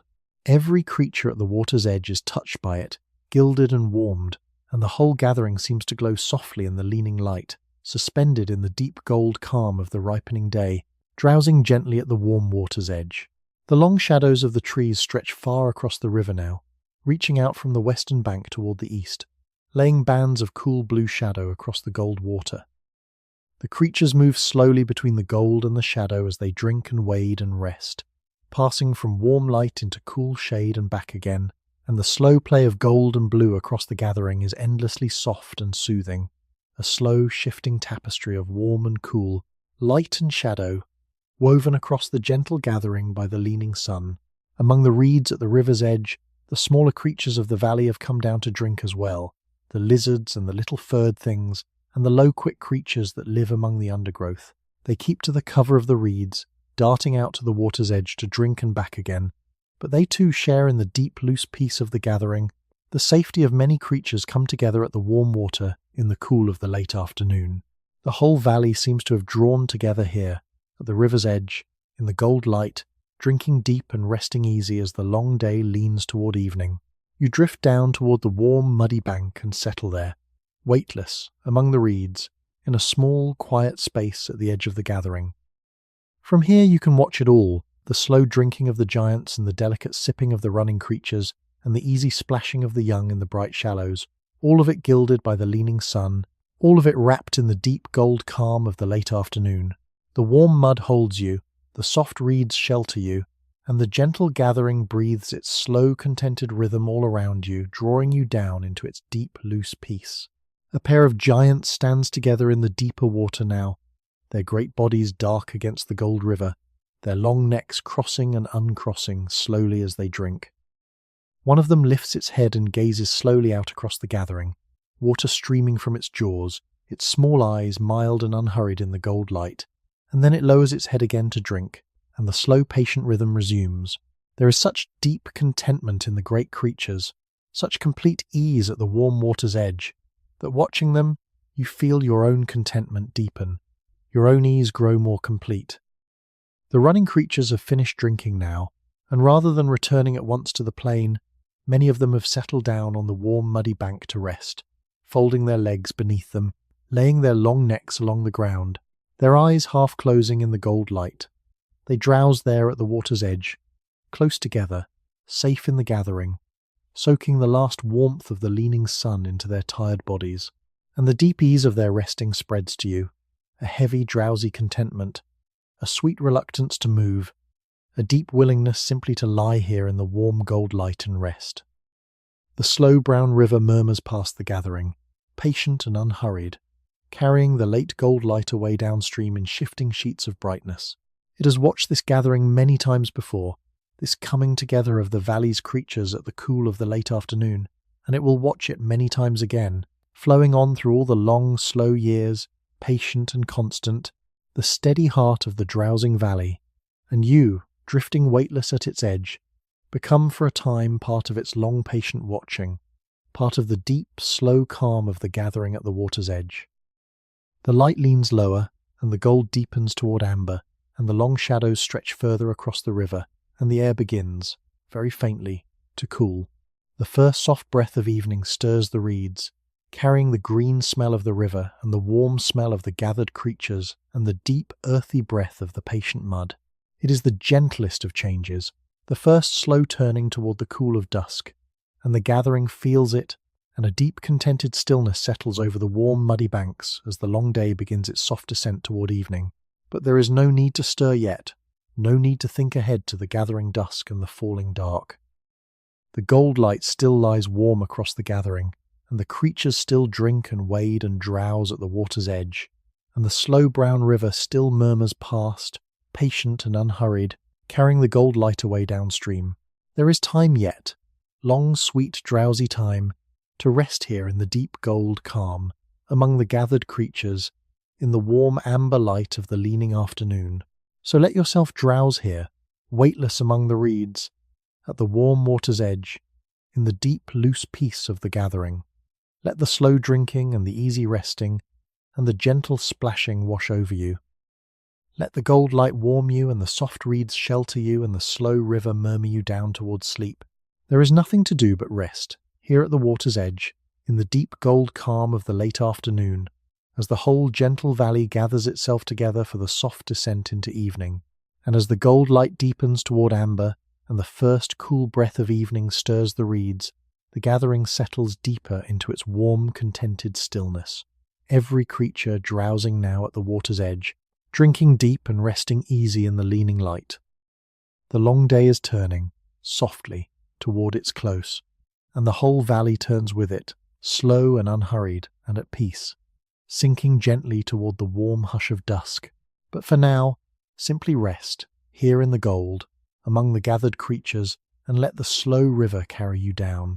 Soon the light will soften further, and the gold will deepen toward rose and amber, and the long shadows will reach across the whole valley, and the slow, sweet turning toward dusk will begin in earnest. There is a deep, gentle beauty waiting in that turning, in the slow change of the light, in the gathering hush of evening. But it will come softly, as everything here comes softly, and there is no need to hurry toward it. Rest here a while longer, at the warm water's edge, and let the gold light hold you, as the long day leans gently down toward its close. The light has begun to change. It is the gentlest of changes, so slow that you might not notice it at first. But if you let your awareness rest on the valley for a while, you will feel it. The way the white brightness of the day has softened into gold, the way the gold has deepened and warmed, the way the shadows have lengthened and grown blue and cool. The sun has passed the height of its arc and begun its long, slow descent toward the western hills, and with it the whole valley has begun its slow, sweet turn toward evening. Drift slowly above the green heart of the valley now and watch the light lean. It comes from lower in the sky, slanting across the land rather than pouring straight down, and where it once struck the tops of the trees it now reaches in beneath them, sliding low through the trunks of the conifers, gilding the undersides of the high branches, laying long fingers of gold across the shaded forest floor. The whole quality of the light has warmed and softened, grown rich and slanting and full of gold, and the valley has grown more beautiful for it, more gentle, more deeply at peace. The heat has eased as well. The fierce, dry heat of midday has softened into a gentle warmth, the kind of warmth that wraps around you like a worn soft blanket, comfortable and mild. The air has begun, very faintly, to cool, and a soft breeze has risen, stirring the high branches, carrying the warm green smells of the valley slowly through the leaning light. It is the most comfortable hour of the whole long day, this slow turn of the afternoon, when the heat has broken but the cool has not yet come, when the light is gold and the air is mild, and the whole valley drowses in the deep, sweet comfort of the leaning sun. The creatures of the valley feel the turning, and they begin, slowly, to stir. The grazers that rested through the heat of the day rise from their shaded resting places and move out into the leaning light to feed in the cool of the late afternoon. The giants, which browsed and dozed through the long warm hours, move slowly through the gilded trees, reaching up to strip the high branches in the rich gold light. And the smaller creatures emerge from their cover, the lizards and the little furred things, to bask a while longer in the warm gold of the leaning sun before the cool of evening comes. You drift down among the gilded trees into the long slanting light, and you feel the deep sweet comfort of the hour settle into you. The warm gold light lies across everything, gilding the leaves, edging the trunks, laying long soft fingers of brightness across the shaded ground. The mild air moves softly around you, carrying the warm green smells of the valley, and the whole gilded wood drowses in the leaning light, peaceful and beautiful and deeply at ease, turning slowly, sweetly toward the coming evening. A herd of grazing creatures moves slowly through a gilded clearing, their heads down, cropping the soft new ferns that have unrolled in the cool of the late afternoon.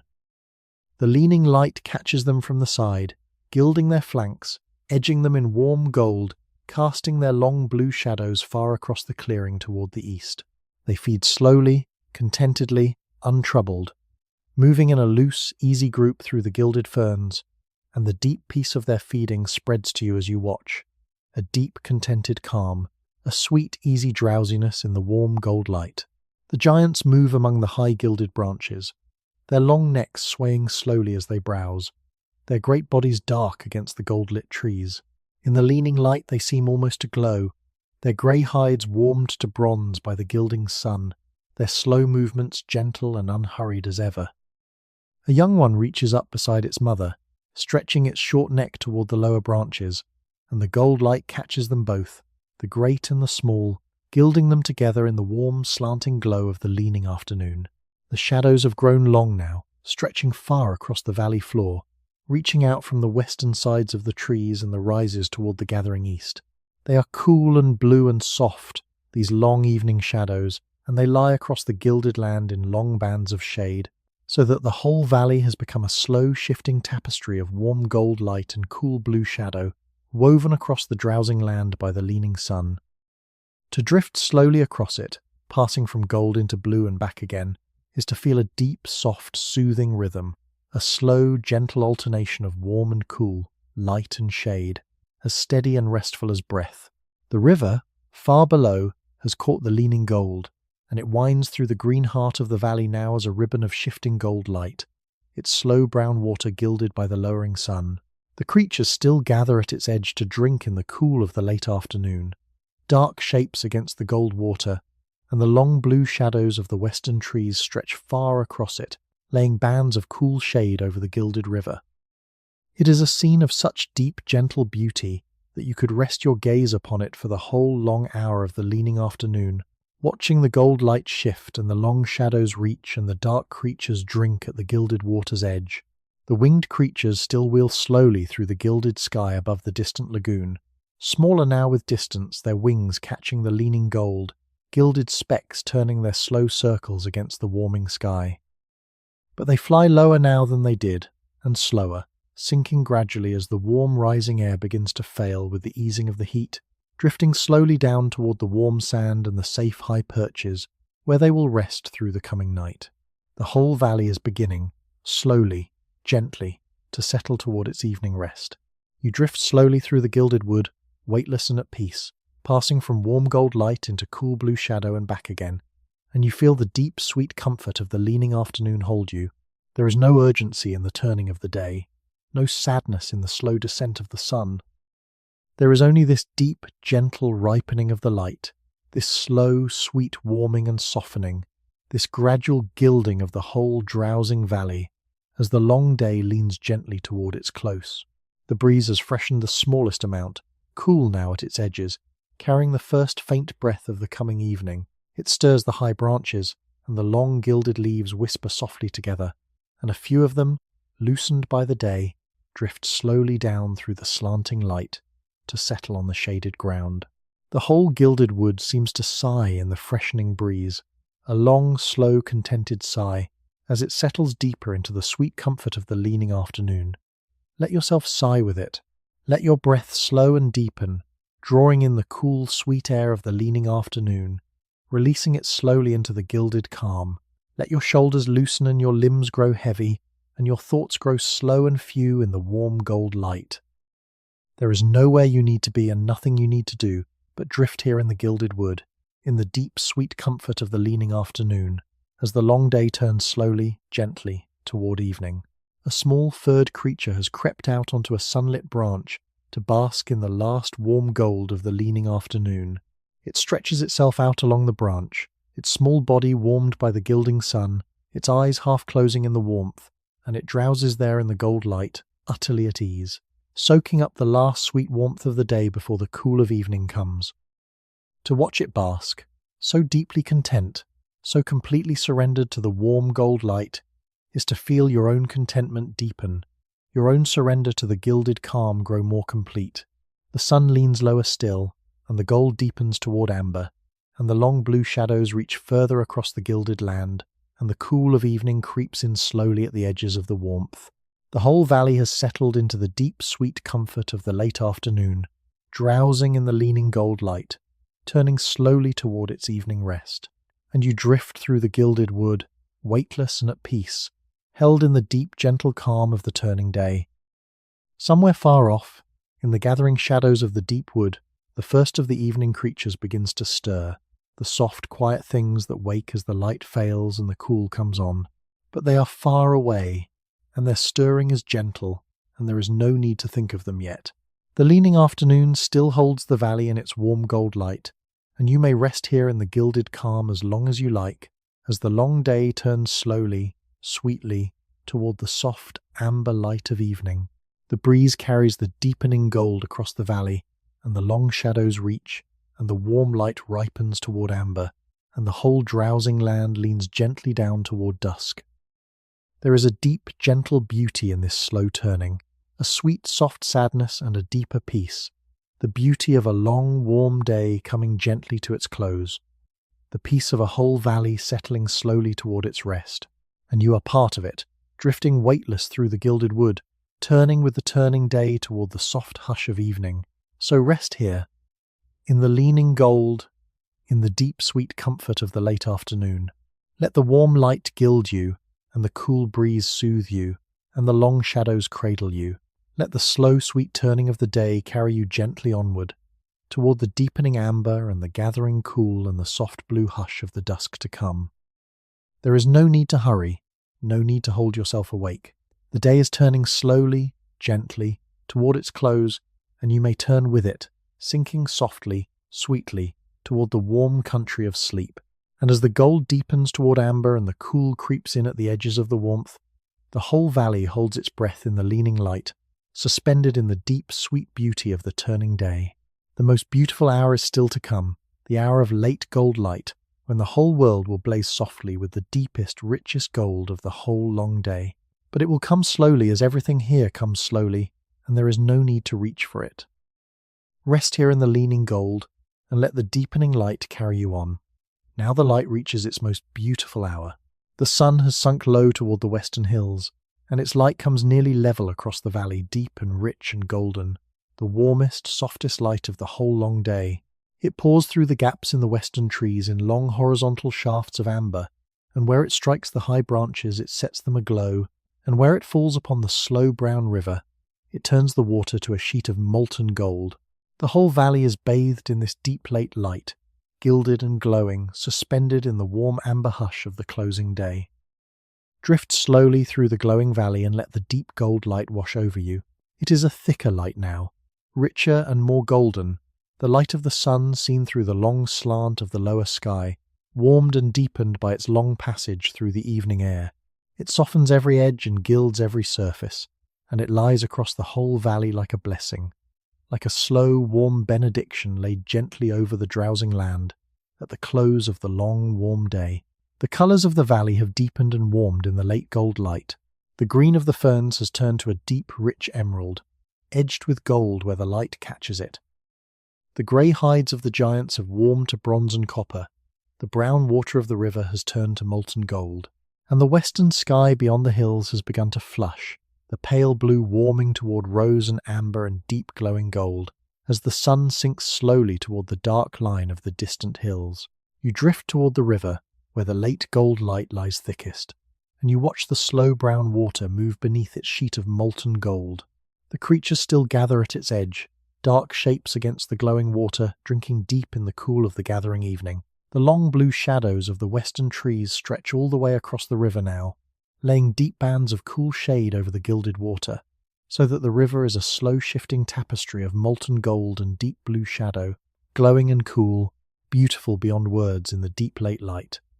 A giant stands belly deep in the glowing water, its great body warmed to bronze by the late gold light, its long neck lowered to drink, and the gilded water streams from its jaws in bright threads when it lifts its head.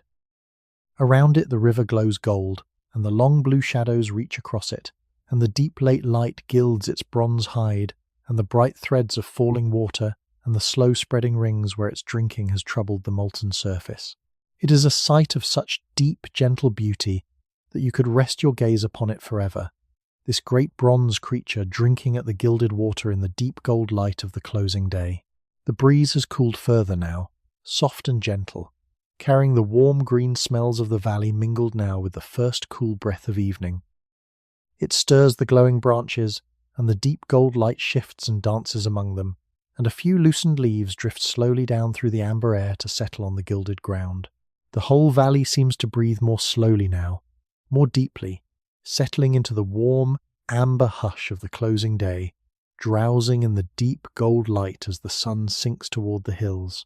The winged creatures have nearly all come down to rest now, the warm rising air having failed with the cooling of the day. A last few of them glide slowly down through the deep gold light toward the distant lagoon, their wings gilded amber by the late sun, sinking gently toward the warm sand and the safe high perches, where they will fold their great wings and drowse through the coming night. And as the last of them settles, the high gold sky empties, and a deep quiet settles over the glowing valley, the soft quiet of the closing day.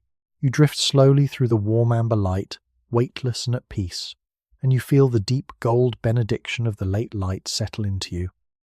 It warms you through, this deep, rich light, easing the last small tensions from your drifting body, gilding you, blessing you, wrapping you in the warm amber hush of the closing day. There is nowhere you need to be, and nothing you need to do but drift here in the deep gold light, in the glowing valley, as the sun sinks slowly toward the dark line of the western hills. The grazing creatures have settled into a deep contented stillness in the late gold light. Many of them have stopped feeding now and stand together in loose groups, their flanks warmed to bronze by the deep light, their long blue shadows stretching far across the gilded ground, their heads lifting now and then to gaze out across the glowing valley, before lowering again into their warm, contented drowse. The whole valley has begun to settle toward stillness, toward rest, toward the deep quiet of the gathering evening, drowsing in the warm amber light of the closing day.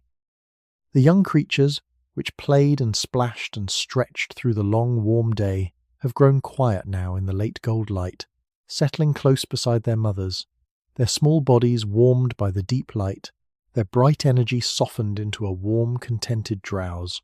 A young giant stands close beneath its mother's great body, sheltered in the deep blue shadow she casts across the gilded ground, its small head lowered, its eyes half closing, drowsing in the cool shade as the deep gold light glows all around.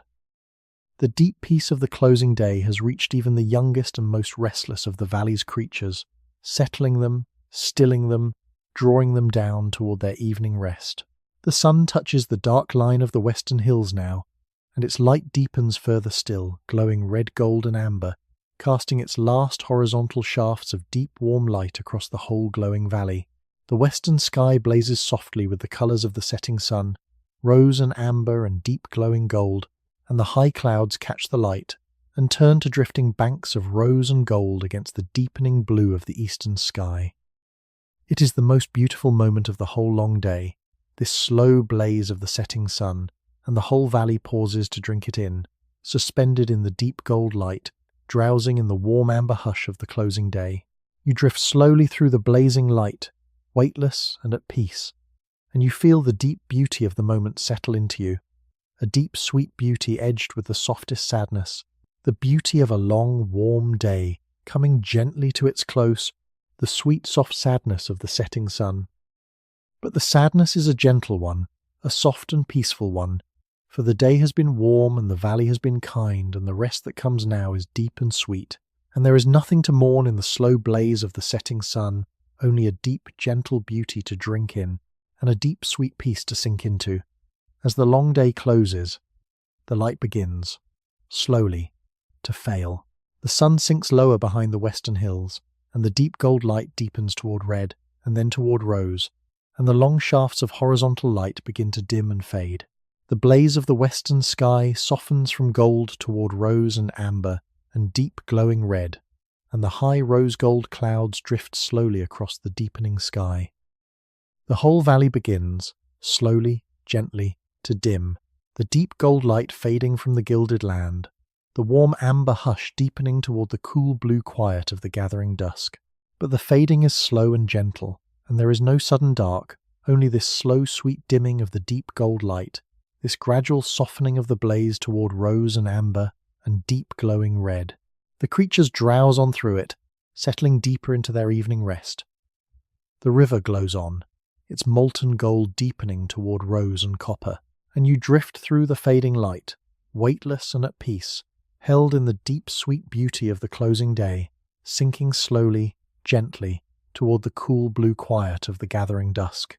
The first cool breath of true evening stirs the valley now, soft and gentle, carrying the warm green smells of the day mingled with the cool fresh breath of the coming night. It stirs the dimming branches, and the last of the deep gold light dances among them, and a deep contented stillness settles over the whole drowsing valley as the sun sinks slowly out of sight behind the dark line of the western hills. The long warm day is closing, softly, sweetly, and the whole valley closes with it, settling toward its rest, drowsing in the fading gold light of the dying day. Let yourself settle with it.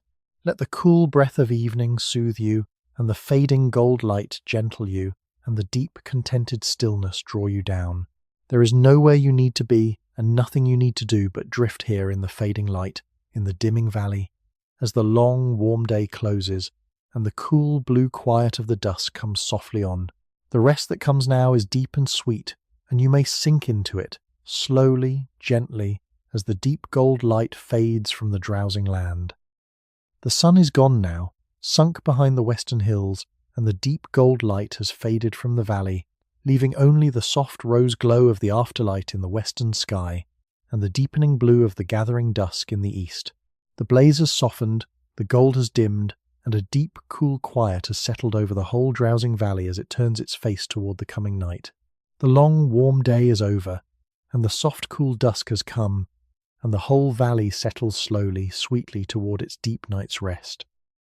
And you drift through the deepening dusk, weightless and at peace, held in the deep, sweet calm of the closing day, sinking slowly toward the cool blue quiet of the gathering night.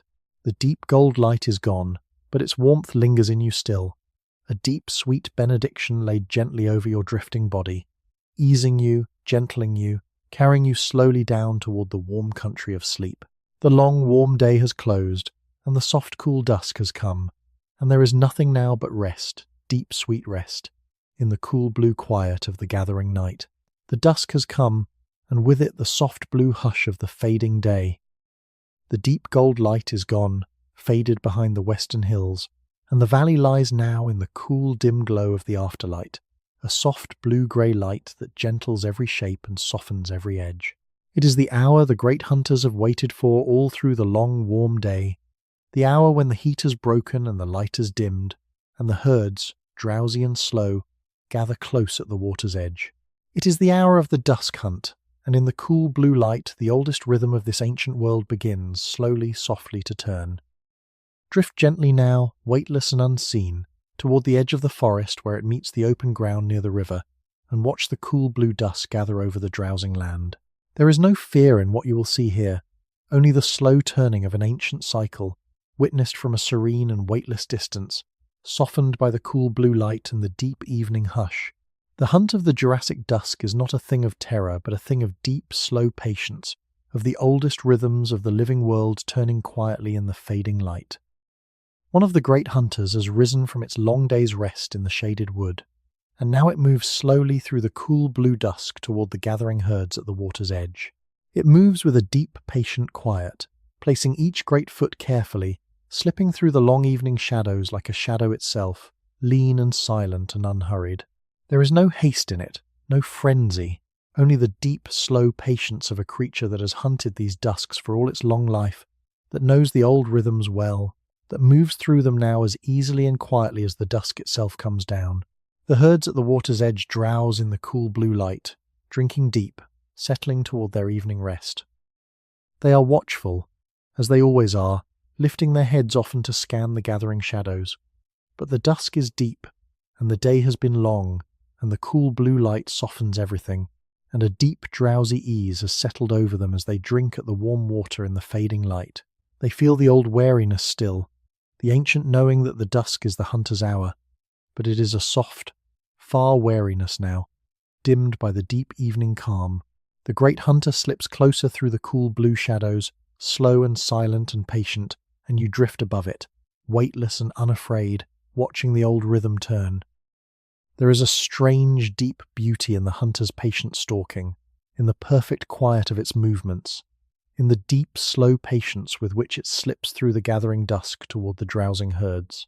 It is doing only what it has always done, what its kind has always done, since the first dusks of the ancient world, turning the oldest rhythm of the living world quietly in the cool blue light, and then one of the running creatures at the water's edge lifts its head and feels the old wariness sharpen, and senses the hunter slipping through the shadows, and gives the soft, low call that warns the herd. And the herd stirs, and lifts its heads, and feels the ancient knowing rise, and in a moment the drowsy ease is gone, and the herd is moving, turning away from the water, flowing together up the bank and away into the gathering dusk, swift and light and sure. The hunter rises from its stalk and follows, breaking into its long, swift stride, and for a moment the cool blue dusk is full of movement, the herd flowing away and the hunter following, swift shapes moving through the fading light. But watch how the movement softens.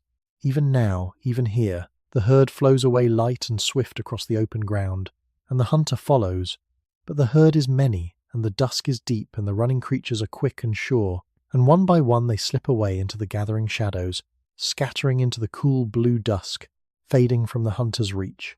The hunter runs a while longer, swift and lean through the fading light, but the herd has scattered and the moment has passed and the dusk has swallowed the swift shapes one by one, and slowly the hunter eases its stride and slows and stops, and stands alone in the cool blue dusk, its sides heaving, watching the last of the herd fade into the gathering dark.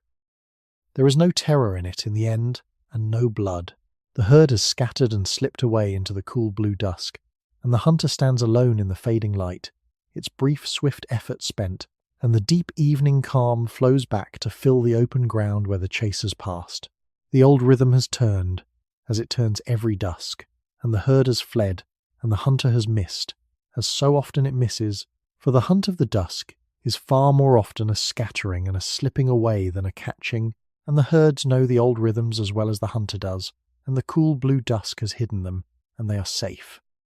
The hunter stands a while in the gathering dark, its breath slowing, its brief, swift effort easing from its lean body, and then, with the same deep patience it brought to its stalking, it turns and moves slowly away, back toward the shaded wood, to rest a while longer and to wait for another dusk, another gathering of the drowsy herds at the water's edge, another slow turning of the old rhythm in the cool blue light.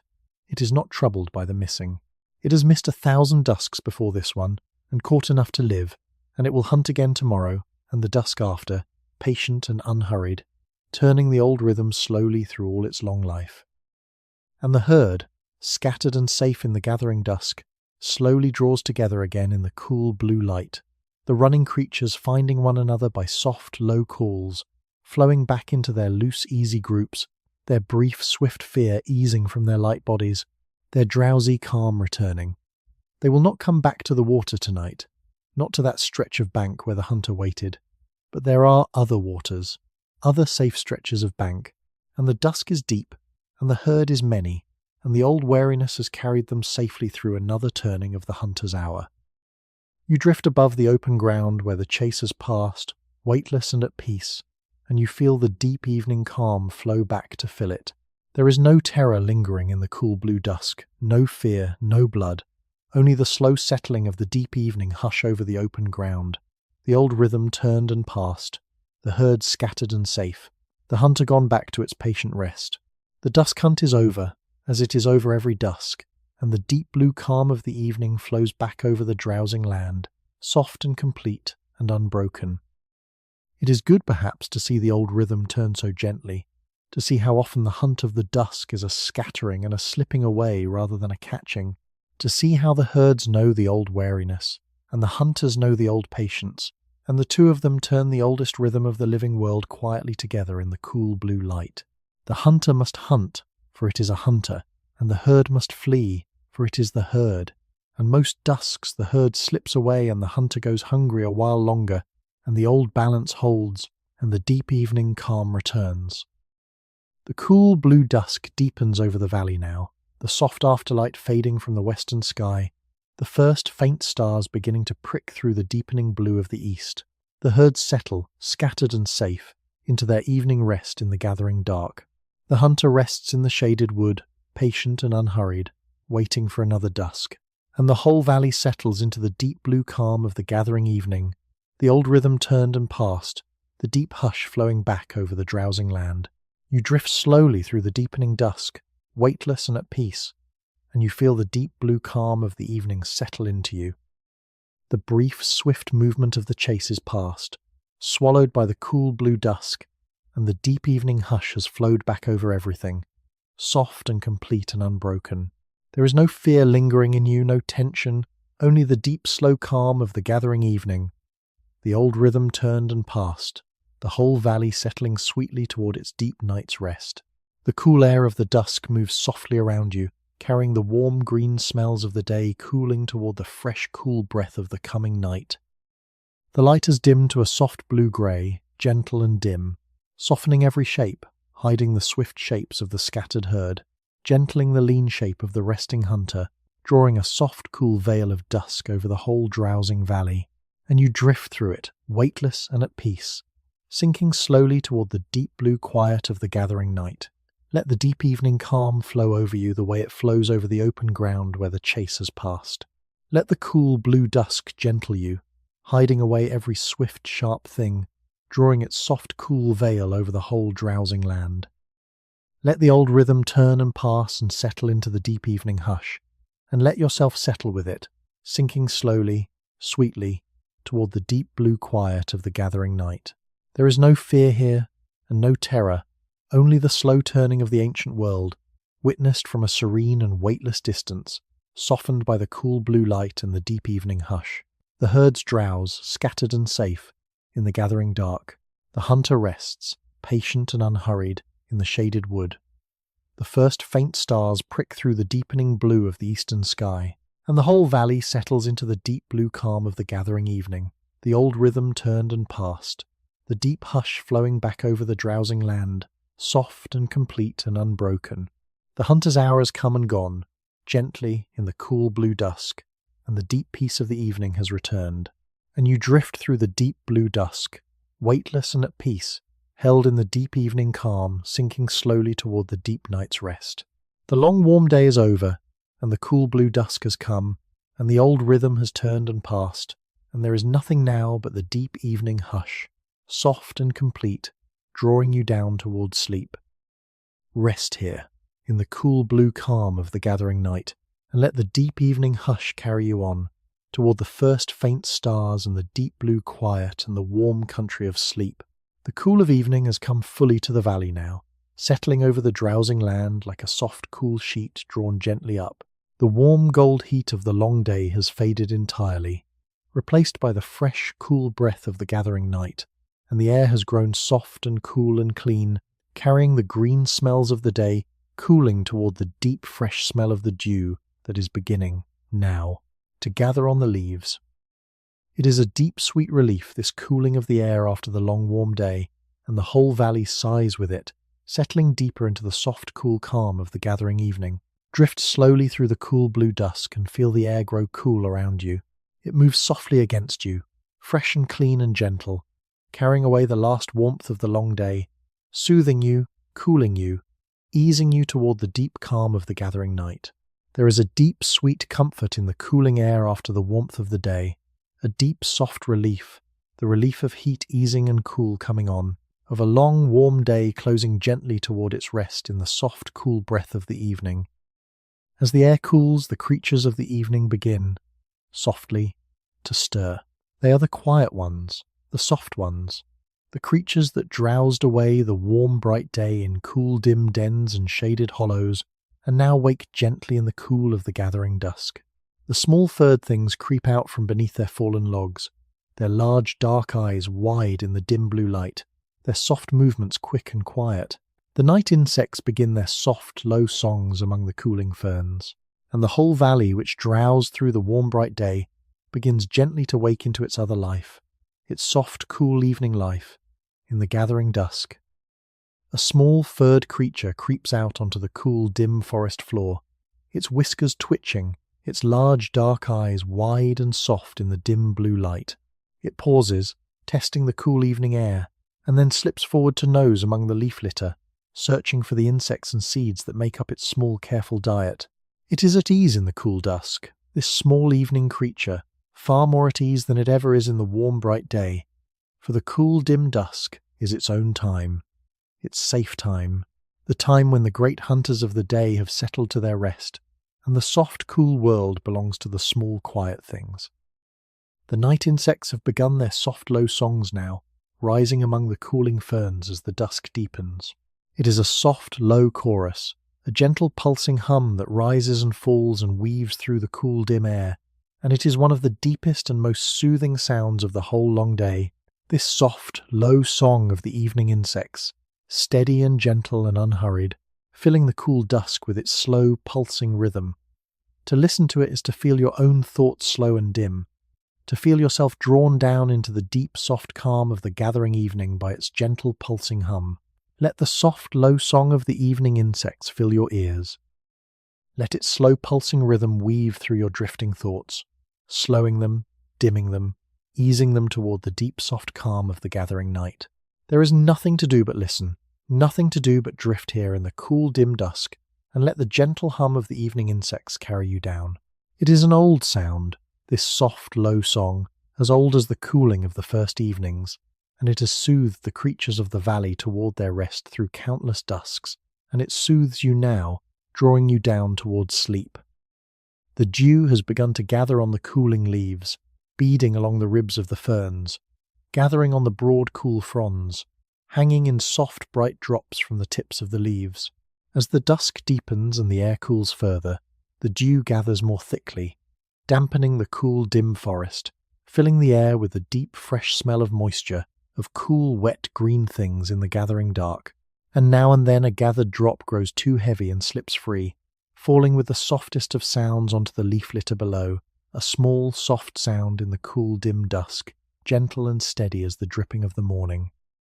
You drift slowly through the cool, dim wood, weightless and at peace, and you feel the cool, fresh dew gathering on the leaves around you, and you smell the deep, fresh smell of the cooling green, and you hear the soft, low song of the evening insects, and the gentle dripping of the gathering dew. The cool, dim dusk wraps around you, soft and fresh and calm, and you sink into it gratefully, willingly, drawn down by the gentle sounds and the cool, fresh air, and the deep, soft calm of the gathering evening. The great creatures of the day have settled now into their evening rest. The giants have folded their great bodies down among the high trees, their long necks curled around, their great sides rising and falling slowly in the cool, dim light. The herds have settled, scattered and safe, into their loose groups in the gathering dark, and the whole valley, which moved and fed and gathered through the long, warm day, has grown still and quiet in the cool blue dusk, drowsing toward its deep night's rest, while the soft, quiet creatures of the evening stir gently in the cooling dark. A pair of small, furred creatures plays in a cool, dim clearing, chasing one another softly through the gathering dusk, their quick light movements barely stirring the leaf litter, their soft forms flickering through the dim blue light. They are at ease in the cool evening, these small, quiet things, playing softly in the safe, dim dusk, untroubled by the great hunters that have settled now to their rest. And there is a deep, sweet gentleness in their soft play, in the cool, dim clearing, in the gathering dusk, a deep, soft tenderness that settles into you as you watch, deepening your calm, gentling you further toward the soft country of sleep. The light has dimmed further now, the soft afterlight nearly gone from the western sky, the deep blue of the dusk, deepening toward the dark blue of the early night. The first stars have brightened in the eastern sky, and more are pricking through the deepening blue small points of cool, clear light in the gathering dark. The cool, dim dusk has nearly given way to the deep blue quiet of the early night, and the whole valley settles deeper into its rest, drowsing in the cool dark, soothed by the soft, low song of the evening insects and the gentle dripping of the gathering dew. You drift slowly through the deepening dusk, weightless and at peace, and you feel the cool dark gathering softly around you, and you hear the soft, low song of the evening insects rising and falling in the cool, dim air, and you feel the cool, fresh dew gathering on the leaves and the deep, soft calm of the gathering night settling into you.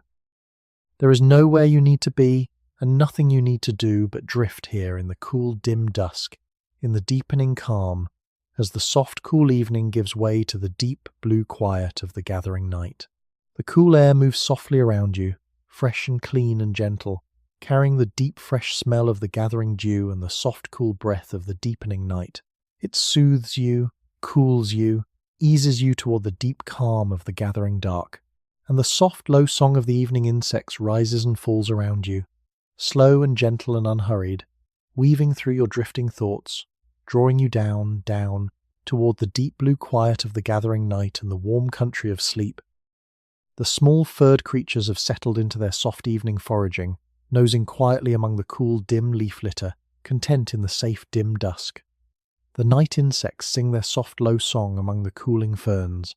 The dew gathers on the cool leaves and drips softly to the ground, and the whole valley drowses in the cool dark, soft and still and at peace, settling deeper and deeper toward its deep night's rest, while the soft, quiet creatures of the evening go gently about their cool, dim lives. Let yourself settle with it, into the deep, soft calm of the gathering night. Let the cool, fresh air soothe you, and the soft, low song of the insects gentle you, and the gentle dripping of the dew draw you down. There is nothing to do but rest, here in the cool, dim dusk, in the deepening calm, as the soft, cool evening gives way to the deep blue quiet of the gathering night. The long, warm day is over, and the cool dark has come, and there is nothing now but rest, deep, soft rest, in the cool calm of the gathering night.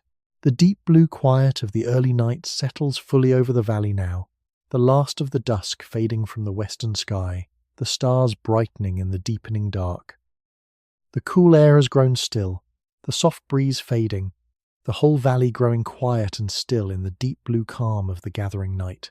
Only the soft, low song of the evening insects rises still through the cool, dim air, slow and gentle and unhurried, and the gentle dripping of the gathering dew, soft and steady in the cool dark, and you drift through the deep blue quiet, weightless and at peace, held in the deep, soft calm of the gathering night, sinking slowly towards sleep. The cool, fresh air soothes you, the soft, low song of the insects gentles you. The deep blue quiet of the night wraps around you, soft and cool and calm, and you sink into it gratefully, willingly, drawn down toward the warm country of sleep by the gentle sounds of the cool, dim evening and the deep, soft calm of the gathering night. Soon the stars will brighten fully in the deep, dark sky, and the whole valley will lie beneath them in the deep blue quiet of the night, and the soft, quiet creatures of the dark will go gently about their cool, dim lives beneath the cool, clear stars. There is a deep, gentle beauty waiting in the starlit night, a deep, soft peace, but it will come softly, as everything here comes softly, and there is no need to hurry toward it. Rest here in the cool, dim dusk, in the deepening calm, and let the soft, cool evening carry you on, toward the first bright stars and the deep blue quiet of the gathering night. The last warmth has gone from the western sky now, and a long blue hush has settled over the whole wide valley. It is the slow, quiet hour between the fading of the dusk and the deepening of the night, when the world is neither lit nor dark, but held in a soft, dim blueness that seems to soften every edge and gentle every shape. The conifers stand black against the deep blue sky, their high crowns no more than shadows now, and the broad fronds of the ferns have lost their green and gone grey and dim in the failing light. Everything has grown quiet and still and softly blue, and the valley lies beneath the deepening sky like something falling slowly and gratefully asleep. Drift slowly through this long blue hush and feel how the whole world has softened. There is no sharpness here, no hard line anywhere, only the gentle blurring of shapes into shadow, the slow dimming of the day's bright colours into the soft greys and blues of the gathering night. The air is cool and still and clean, and it smells of dew and resin and the deep green dampness of the cooling earth. And when you breathe it in, it fills you slowly and eases you, and when you breathe it out, you sink a little deeper into the soft blue calm of the deepening evening. All across the valley, the creatures of the day have settled now into their rest. The great long-necked giants have folded their vast bodies down among the high dark trees, their long necks curved softly around, their great sides rising and falling slowly in the dim blue light. The herds have gathered into their loose scattered groups across the shadowed plain, the young ones tucked close against the warm flanks of the old, all of them drowsing now in the gathering dark. And the hunters too have settled, their long day's watching done, their great heads lowered onto folded limbs, their slow breath stirring softly in the cooling air. The whole valley rests, and you rest with it, drifting weightless through the long blue hush. What is it, you might wonder, that lets so many great and watchful creatures lay down their guard at once and give themselves over to the dark? It is the oldest gift the night has ever given, this permission to stop, to cease the long labour of watching and feeding and moving, and simply to lie still beneath the deepening sky. The day asks so much of every living thing, and the night asks nothing, only that they rest. And the valley takes that gift gratefully, sinking deeper and deeper into stillness as the blue hush deepens toward the dark, and the question drifts away unanswered, as all questions do here, dissolving softly into the calm. A soft cool breeze moves once through the valley, the last breath of the dying day, stirring the high dark crowns of the conifers and rippling through the dim grey ferns.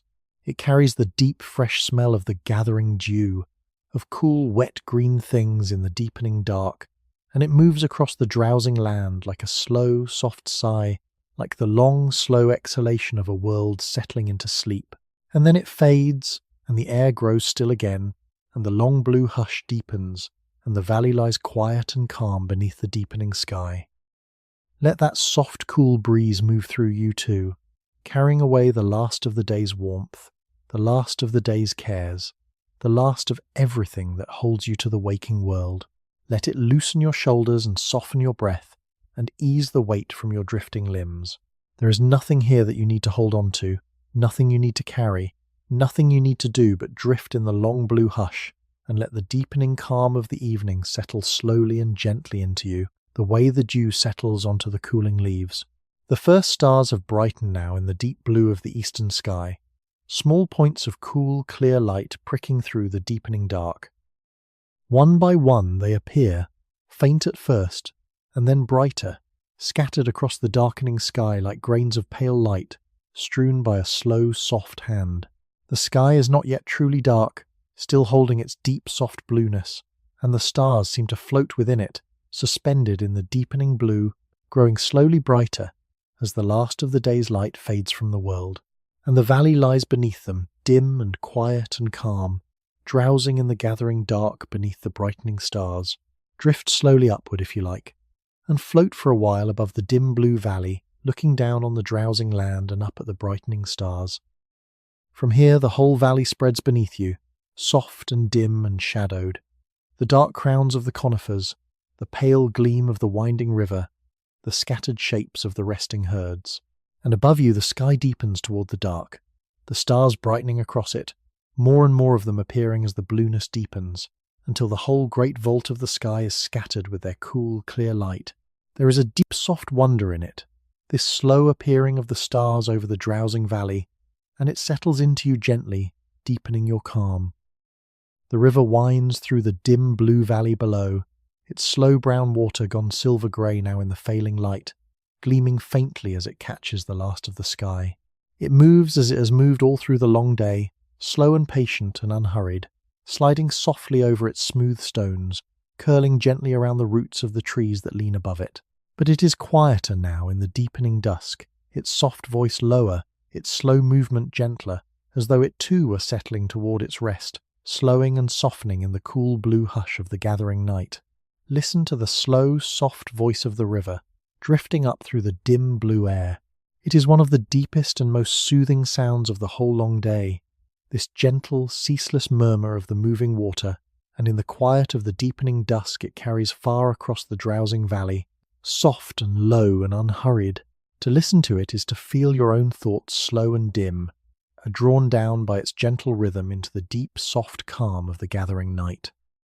It has flowed through the dusk like this for ages beyond counting, this slow, soft river, soothing the drowsing valley toward its rest, and it soothes you now, drawing you down towards sleep.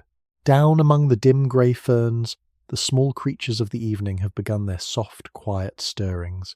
The little furred things creep out from beneath their fallen logs, their large dark eyes wide in the dim blue light, their soft movements quick and careful in the gathering dark. They nose among the cool leaf litter, searching for the insects and seeds that make up their small, careful diet, at ease in the soft blue dusk, far more at ease than they ever are in the bright, bold day. For the dusk is their own time, the small, soft creatures of the evening, the safe, dim hour when the great hunters of the day have settled to their rest, and the soft blue world belongs to the small, quiet things. The night insects have begun their soft, low song now, rising among the cooling ferns as the dusk deepens toward the dark. It is a gentle, pulsing hum, soft and low and steady, weaving through the dim blue air, rising and falling in slow, soft waves across the drowsing valley. It is the sound of the evening itself, this soft, low song, the voice of the gathering night, and to listen to it is to feel yourself drawn down, gently and steadily, into the deep, soft calm of the deepening dusk. Let it fill your ears, this slow, soft, pulsing hum, and let it weave through your drifting thoughts, slowing them, dimming them, easing them toward the warm country of sleep. There is a deep, sweet peace in this long blue hush, deeper than the bright peace of the day, gentler and softer and more complete. The day's peace is the peace of warmth and light and slow movement, of giants grazing in the sun and herds drifting across the plain.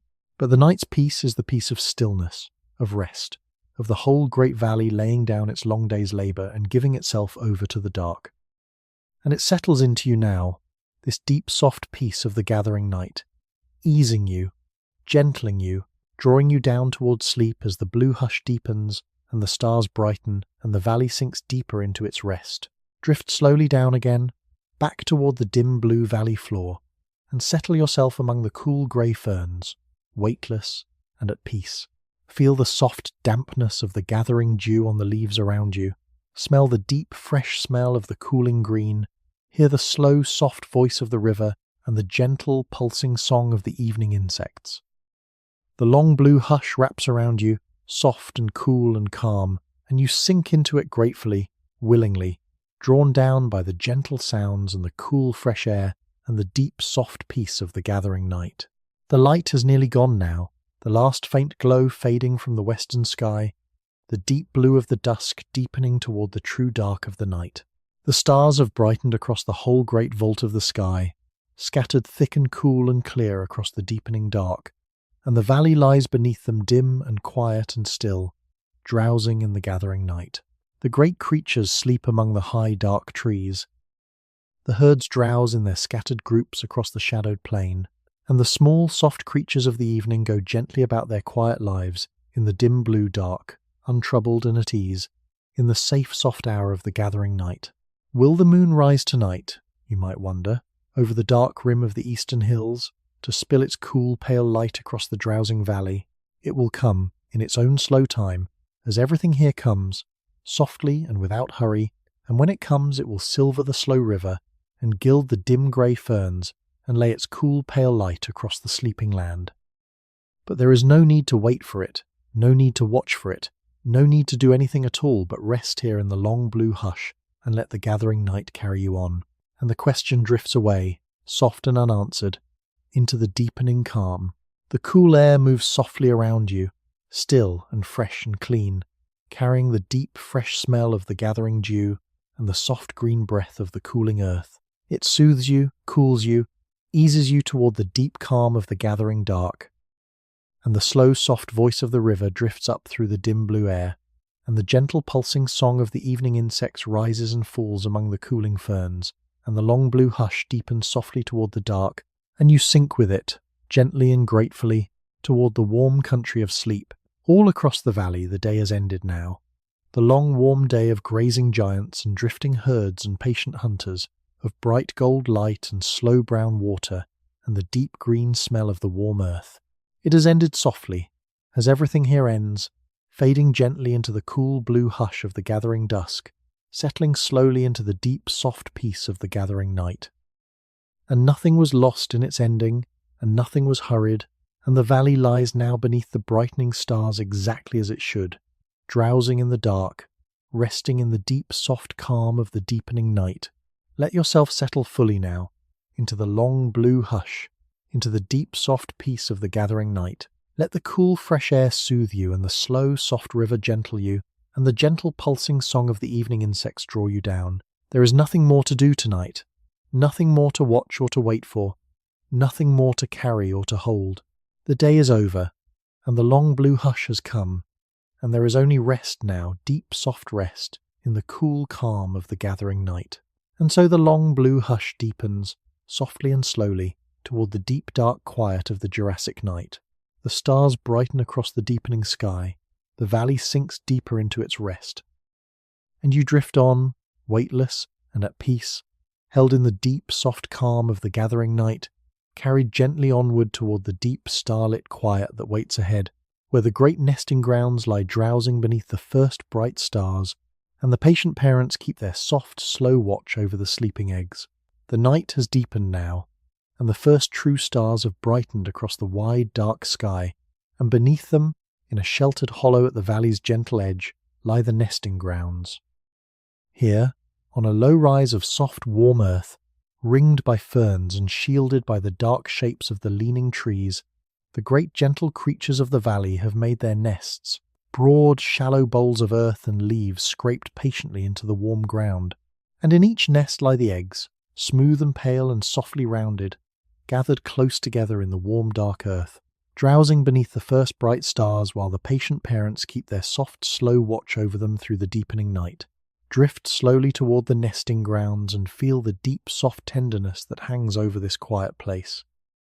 It is the gentlest place in all the valley, this sheltered hollow where the eggs lie drowsing in their nests, and the air here seems softer somehow, warmer, hushed with a deep, quiet care.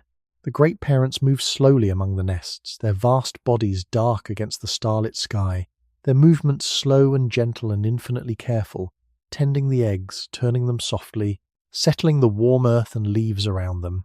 And over it all hangs a deep, soft peace, the peace of patient love, the peace of new life drowsing safely in the warm, dark earth beneath the first bright stars. One of the great parents settles slowly down beside its nest, folding its vast body carefully around the gathered eggs, curving its long neck softly over them, sheltering them with the warm bulk of its great body from the cool night air. It moves so slowly, so gently, so carefully, this vast and patient creature, mindful with every movement of the small, fragile lives gathered in the nest beneath it, and there is a deep, sweet tenderness in its slow, careful settling, in the soft curving of its great body around the drowsing eggs, a deep, soft gentleness that settles into you as you watch, deepening your calm, gentling you further toward the soft country of sleep. What dreams, you might wonder, drowse within those smooth, pale eggs, gathered warm together in the dark earth beneath the first bright stars. Within each one, in the warm, dark quiet, a small life is slowly forming, slowly growing, drowsing in its own warm sea, knowing nothing yet of the wide green valley that waits for it, the slow brown river, the high dark trees, the bright gold light of the long warm days. It drowses in the warm dark, this small forming life, safe and held and patiently tended, and whatever soft dreams move through it, move slowly, gently, in the deep, warm quiet of the egg. And the question drifts away unanswered, soft and gentle, into the deep calm of the nesting grounds. The first stars brighten further now above the nesting grounds, scattered cool and clear across the deep dark sky, their faint pale light falling softly over the drowsing nests and the patient parents and the warm dark earth. The sky is truly dark now, deep and soft and velvet dark, and the stars seem to float within it, cool points of clear light suspended in the dark, casting their soft faint glow over the sheltered hollow where the eggs lie, drowsing in their nests. And the parents keep their slow, soft watch beneath them, vast dark shapes against the starlit sky, tending the drowsing eggs through the deepening night. Let the soft faint starlight settle over you too, drifting weightless above the nesting grounds. Let it fall softly across your drifting form, cool and clear and gentle, and let it ease you, gentle you, draw you down toward the deep, soft calm of the starlit night. There is nothing here that asks anything of you, nothing that needs you, nothing that you need to do, but drift in the soft, faint starlight above the drowsing nests, and let the deep, soft tenderness of this quiet place settle slowly into you, the way the warm earth settles around the drowsing eggs. A young one has hatched already, in a nest at the hollow's gentle edge, and it drowses now beside the broken shell, a small soft creature curled against the warm flank of its watching parent. It is newly come into the world, this small drowsing creature, only hours old, and it has fed, and it is warm, and it is safe, tucked close against the vast warm body of the parent that watches over it, and now it sleeps, deeply and softly, drowsing in the warm dark beneath the first bright stars. And there is a deep sweet wonder in it, this small new life drowsing safely in the warm dark, a deep soft tenderness that settles into you as you watch, deepening your calm. The great parent lowers its long neck slowly, softly, and brings its vast gentle head down close to the drowsing young one, breathing softly over it, warming it with its slow, warm breath, settling the warm earth and leaves a little closer around it. It moves so gently, so carefully, this vast and patient creature, mindful of the small, fragile life curled against its warm flank, and there is a deep, soft love in its slow, careful tending, a deep, sweet gentleness that hangs over the whole sheltered hollow, and it settles into you as you watch. This deep, soft love, gentling you, easing you, drawing you down toward the warm country of sleep. All across the nesting grounds, the same slow, tender watch is kept. The great parents settle slowly around their nests, curving their vast bodies around the drowsing eggs, sheltering them from the cool night air with the warm bulk of their great bodies. The young ones that have hatched drowse close against the warm flanks of their watching parents, safe and warm and deeply asleep.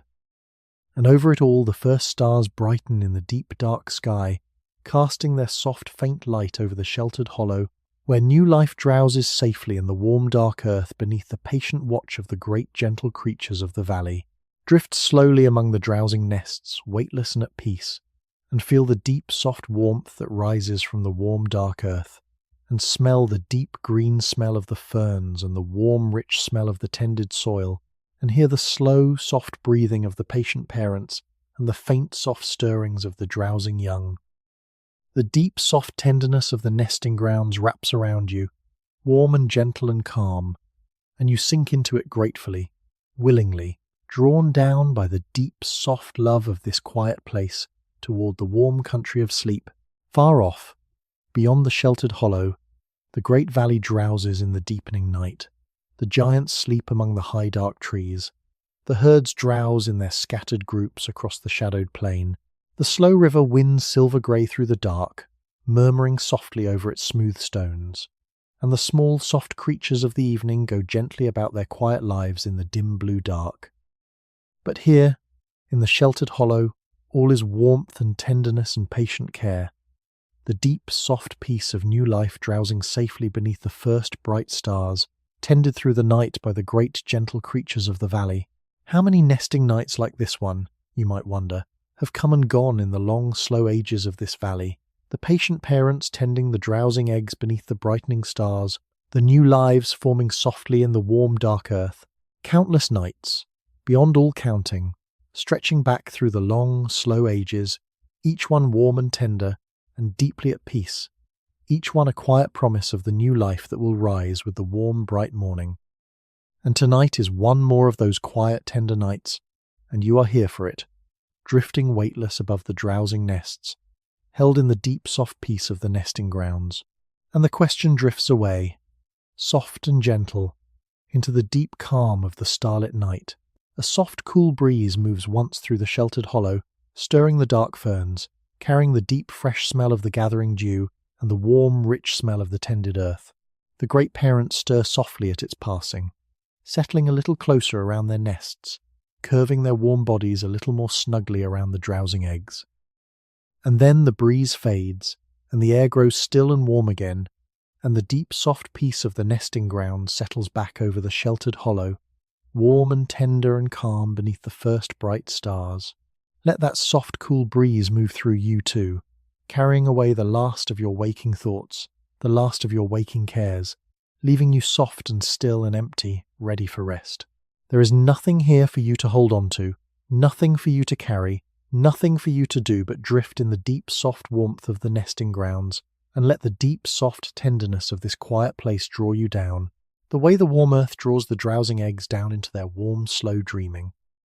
The young one that hatched at the hollow's edge stirs softly in its sleep, nestling closer against the warm flank of its watching parent, and the great parent lowers its vast, gentle head and breathes softly over it, and the small one settles, and is still, and sleeps on, deeply and softly, in the warm dark beneath the first bright stars. There is no safer place in all the wide valley than here, curled warm against the great patient body of the watching parent, and the small one knows it, even in its sleep, and it drowses deeply and softly, untroubled and at peace, in the warm dark of the sheltered hollow. The stars brighten further now above the nesting grounds, scattered thick and cool and clear across the deep dark sky, and their soft faint light falls over the drowsing hollow like a gentle blessing, like a soft slow benediction laid over the sleeping eggs and the watching parents and the warm dark earth. The whole sheltered hollow lies beneath them, warm and tender and deeply at peace, and the deep soft love that hangs over it rises softly into the starlit dark, and the new life drowses safely in the warm earth, tended through the night by the great gentle creatures of the valley. Drift slowly upward again, above the drowsing nesting grounds, and look down for a while on the sheltered hollow lying warm and tender beneath the first bright stars. The great dark shapes of the watching parents curve softly around their nests. The drowsing young nestle warm against their flanks. The smooth, pale eggs lie gathered close in the warm dark earth, and over it all the cool, clear stars brighten in the deep dark sky, casting their soft, faint light over the deepest tenderness in all the wide valley, the patient love of the great gentle creatures keeping their slow, soft watch through the starlit night. There is a deep, sweet peace in it, this slow, tender watch kept over the drowsing eggs beneath the brightening stars, a deep, soft peace that settles into you now, easing you, gentling you, drawing you down towards sleep. It is the peace of patient love, the peace of new life held safe and warm in the dark, the peace of the great valley, drowsing through the night, while the patient parents keep their slow, soft watch. And it wraps around you now, this deep, soft peace, warm and gentle and calm, and you sink into it gratefully, drawn down toward the warm country of sleep. Let yourself settle fully now, into the deep, soft warmth of the nesting grounds, into the deep, soft tenderness of this quiet place. Let the warm, dark earth soothe you, and the patient love of the great parents gentle you, and the soft, faint starlight draw you down. There is nothing more to do tonight, nothing more to watch or to wait for, nothing more to carry or to hold. The eggs drowse warm in the dark earth, and the parents keep their slow, soft watch, and there is only rest now, deep, soft rest, in the warm calm of the starlit night. And so the nesting grounds drowse on, warm and tender beneath the first bright stars, the new life forming softly in the warm dark earth, the patient parents keeping their slow, soft watch through the deepening night. And you drift on, weightless and at peace, held in the deep, soft tenderness of this quiet place, carried gently onward toward the deep, starlit quiet that waits ahead, where the small, soft creatures of the dark go gently about their quiet lives beneath the cool, clear stars, and the whole wide valley sinks deeper and deeper into its rest. Away from the warm nesting grounds, out across the dim dark valley, the soft creatures of the night have come fully awake now, and they go gently about their quiet lives beneath the cool, clear stars. These are the watchers in the dark, the small, soft, drowsy-eyed things that slept away the bright, bold day in their cool, dim dens and now move softly through the starlit night. The small, furred creatures and the gentle, gliding things, and all the quiet, patient hunters of the dark, each one going softly about its small, careful life in the deep, soft quiet of the Jurassic night. Drift slowly through the dim, dark valley and watch them move, the soft watchers in the dark. A small, furred creature creeps along a fallen log, its large, dark eyes wide and soft in the faint starlight, its small, careful movements barely stirring the cool night air. It pauses, testing the dark with its twitching whiskers, and then slips down into the cool leaf litter, nosing softly among the fallen leaves for the insects and seeds that make up its small night's foraging. It is at home here in the dark, this small, soft creature, far more at home than it ever is in the bright, bold day. For the dark is its own time, its safe time, the deep, soft hour when the world belongs to the small, quiet watchers of the night. These small, soft creatures have eyes made for the dark, large and dark and gentle, gathering up the faint starlight, the soft, pale glow of the rising moon, turning the dim, dark valley into a soft grey world of shapes and shadows through which they move with quiet ease. Where you might see only darkness, they see the soft grey shapes of the leaning trees, the pale gleam of the winding river, the dark forms of the drowsing giants among the high trees. The dark holds no fear for them, the small soft watchers, for the dark is their own country, and they move through it softly, gently, at ease in the deep soft quiet of the starlit night. What does it feel like, you might wonder, to move so softly and so surely through the deep dark quiet of the night, to see the dim world in soft shades of grey, to belong so wholly to the dark? It is a deep soft ease, a quiet sureness, the calm of a creature perfectly at home in its own dark hour, untroubled and unhurried, going gently about its small, careful life beneath the cool, clear stars. And as you drift through the dim, dark valley, watching the soft watchers move, a little of that deep, soft ease settles into you too, gentling you, easing you, drawing you down toward the deep calm of the starlit night, and the question drifts away unanswered, soft and gentle, into the dark. Down among the cool dark ferns, a small soft creature feeds quietly on the night insects, picking them gently from the cooling fronds, its small careful movements barely stirring the dim grey leaves.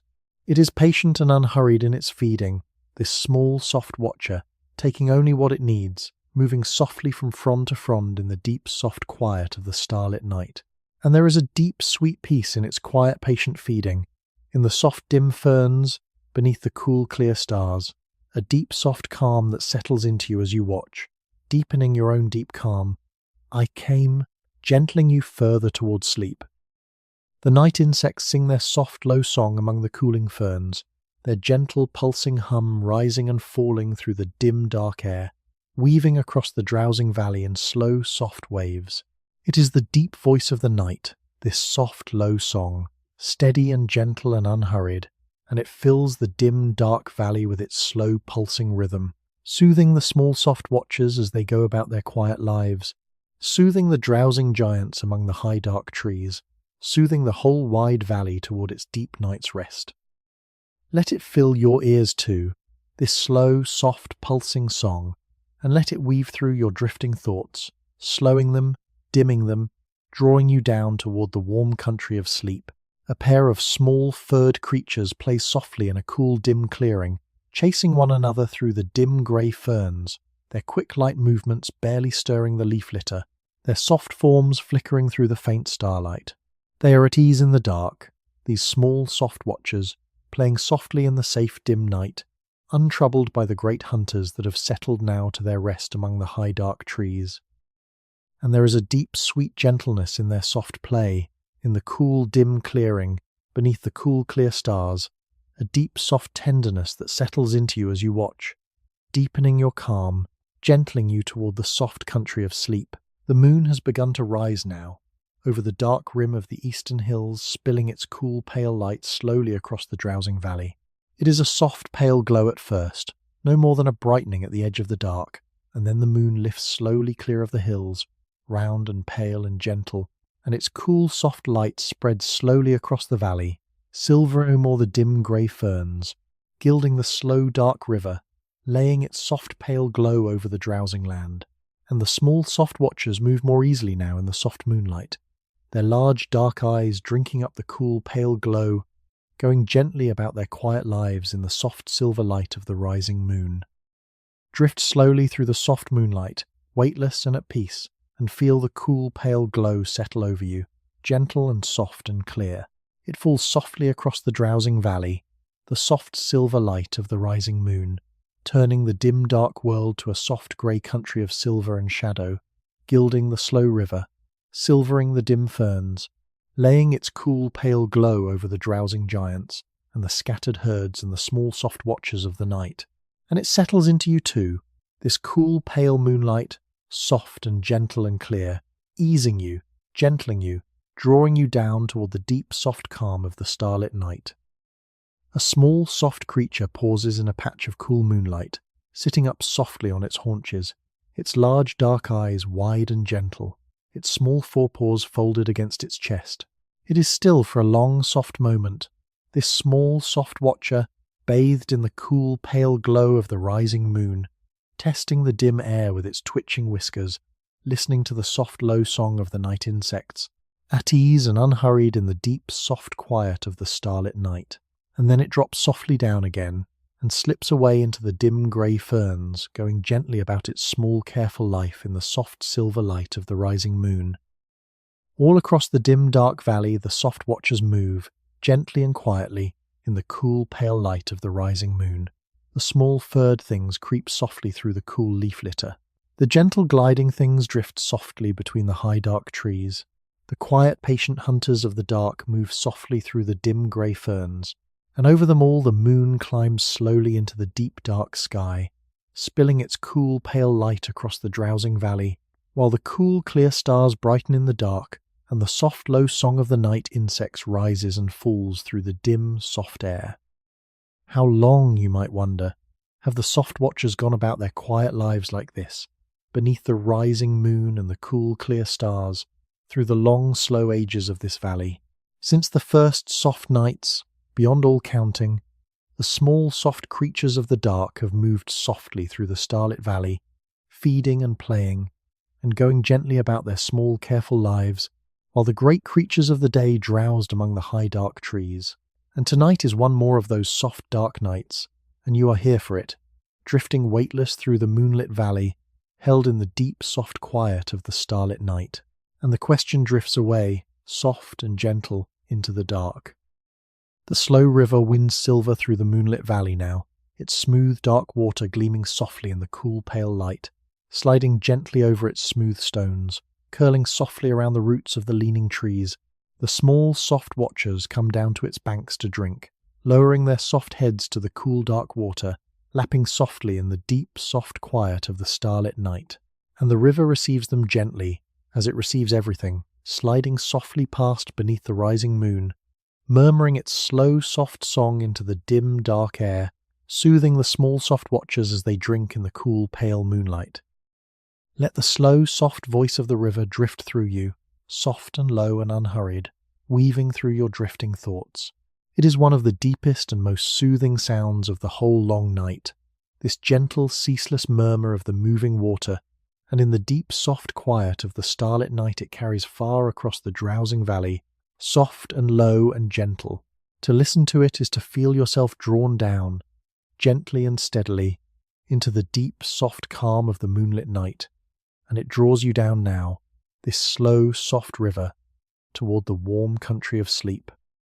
A small, soft creature has finished its drinking now, and slips softly back from the moonlit riverbank, melting away into the dim grey ferns, going gently about its small, careful life in the soft silver light of the rising moon. It is unhurried and at ease, this small, soft watcher, untroubled in the deep, soft quiet of the starlit night, safe in its own dark hour, going softly about its quiet life as the moon climbs slowly into the deep dark sky and the cool clear stars brighten in the dark. And there is a deep sweet peace in its soft quiet living, a deep soft calm that settles into you as you watch, drawing you down towards sleep. The deep soft quiet of the starlit night lies over the whole wide valley now, soft and gentle and complete. The great creatures sleep among the high dark trees. The herds drowse in their scattered groups across the moonlit plain. The eggs drowse warm in the nesting grounds beneath the patient watch of the great parents. And the small soft watchers go gently about their quiet lives in the cool pale moonlight, feeding and playing and drinking softly at the moonlit river, at ease and unhurried in the deep soft quiet of the starlit night. Drift slowly through the moonlit valley, weightless and at peace, and let the deep soft quiet of the starlit night settle fully into you. Feel the cool pale moonlight on your drifting form. Smell the deep fresh smell of the gathering dew and the cool green breath of the dim dark ferns. Hear the slow soft voice of the river and the gentle pulsing song of the night insects. The deep soft quiet of the starlit night wraps around you, cool and soft and calm, and you sink into it gratefully, willingly, drawn down by the gentle sounds and the cool pale moonlight toward the warm country of sleep. There is a deep sweet beauty in this soft dark hour, in the soft watchers moving gently through the moonlit valley, in the cool clear stars brightening in the deep dark sky, in the slow river winding silver beneath the rising moon. It is a quiet beauty, a soft beauty, the gentle beauty of the deep starlit night, and it settles into you now, easing you, gentling you, drawing you down towards sleep. There is nothing here that asks anything of you, nothing that needs you, nothing that you need to do but drift in the soft moonlight and let the deep soft beauty of the starlit night carry you on. Let yourself settle fully now, into the deep soft quiet of the starlit night, into the cool pale light of the rising moon. Let the soft moonlight soothe you and the slow river gentle you, and the soft low song of the night insects draw you down. There is nothing more to do tonight, nothing more to watch or to wait for, nothing more to carry or to hold. The soft watchers move gently through the dark, and the moon climbs slowly into the sky, and there is only rest now, deep soft rest, in the cool calm of the starlit night. And so the soft watchers go gently about their quiet lives, beneath the rising moon and the cool clear stars, while the whole wide valley drowses in the deep soft quiet of the starlit night. And you drift on, weightless and at peace, held in the deep soft calm of the moonlit valley, carried gently onward toward the deep starlit quiet that waits ahead, where the slow river winds silver beneath the climbing moon, and the whole drowsing valley lies bathed in the cool pale light, sinking deeper and deeper into its rest. The moon has climbed high into the deep dark sky now, round and pale and gentle, and its cool soft light lies full across the drowsing valley, and nowhere is that soft moonlight more beautiful than on the slow river winding silver through the dark. All through the long warm day the river slid brown and patient through the valley, and through the cool blue dusk it gleamed silver grey in the failing light, and now, beneath the climbing moon, it has become a ribbon of soft silver light, gliding slowly through the dark, gleaming and rippling and shining softly in the cool pale glow of the moonlit night. Drift slowly down toward the moonlit river and settle yourself softly above its gleaming surface, weightless and at peace. The slow water slides beneath you, smooth and dark and silver, catching the cool pale light of the moon, breaking it into 1,000 soft gleams that shift and shimmer and slide slowly past on the moving water. It is endlessly soft and gentle, this slow shimmer of the moonlit river, this slow shifting play of pale light on dark water, and to watch it is to feel your own thoughts slow and soften, drawn down by its gentle endless movement into the deep soft calm of the moonlit night.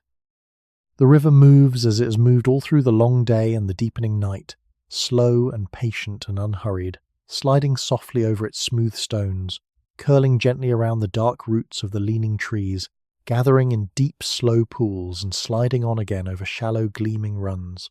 But it is quieter now in the deep soft quiet of the moonlit night, its soft voice lower, its slow movement gentler, and its slow soft murmur drifts through the dim dark air like the slow soft breathing of the drowsing valley, soothing and steady and endlessly calm. Listen to the slow, soft murmur of the moonlit river, drifting up through the cool, dim air. It is one of the deepest and most soothing sounds of the whole long night, this gentle, ceaseless voice of the moving water, and in the deep, soft quiet of the moonlit night it carries far across the drowsing valley, soft and low and unhurried. It has flowed like this through countless nights, this slow, soft river, murmuring its slow, soft song into the dark, soothing the drowsing valley toward its rest beneath the cool, clear stars, and it soothes you now, drawing you down, gently and steadily, toward the warm country of sleep.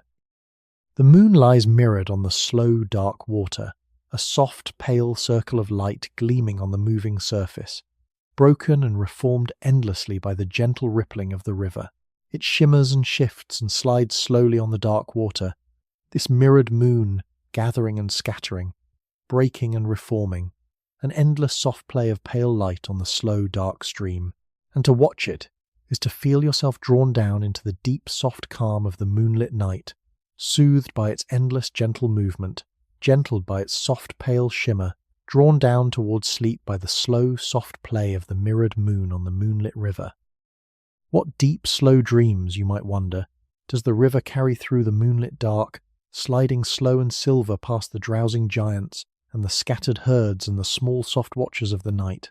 It has flowed through this valley since the first slow waters gathered here, the patient river, and it has seen the long, slow turning of countless days and nights, the bright, warm mornings, and the gold, slow afternoons and the deep, soft, starlit nights. It carries all of it now, sliding slow and silver through the dark, and it carries you too, your own slow drifting thoughts, down toward the deep, soft calm of the moonlit night. And the question drifts away, soft and gentle, downstream into the dark. Along the moonlit banks, the small, soft watchers of the night come down to drink, lowering their soft heads to the cool silver water, lapping softly in the deep, soft quiet of the moonlit night. A small, furred creature drinks at the water's gleaming edge, its large, dark eyes wide and gentle in the cool, pale moonlight. Its soft form mirrored faintly on the slow, dark water, and the river receives it gently, as it receives everything, sliding softly past beneath the climbing moon, murmuring its slow, soft song into the dim, dark air, soothing the small, soft watcher as it drinks in the cool, pale light. Drift slowly along the course of the moonlit river, following its slow silver windings through the drowsing valley, and let its slow, soft movement carry you gently on. It slides slow and silver past the dark shapes of the leaning trees, past the dim grey banks of ferns, past the scattered drowsing herds and the dark sleeping forms of the great giants among the high trees. And everywhere it goes, it carries its deep, soft calm, the patient river, sliding slow and silver through the moonlit dark, soothing the drowsing valley toward its rest, carrying you gently onward toward the deep, soft calm of the moonlit night.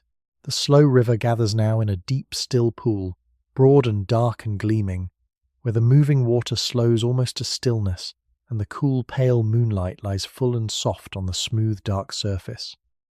It is a place of deep, soft stillness.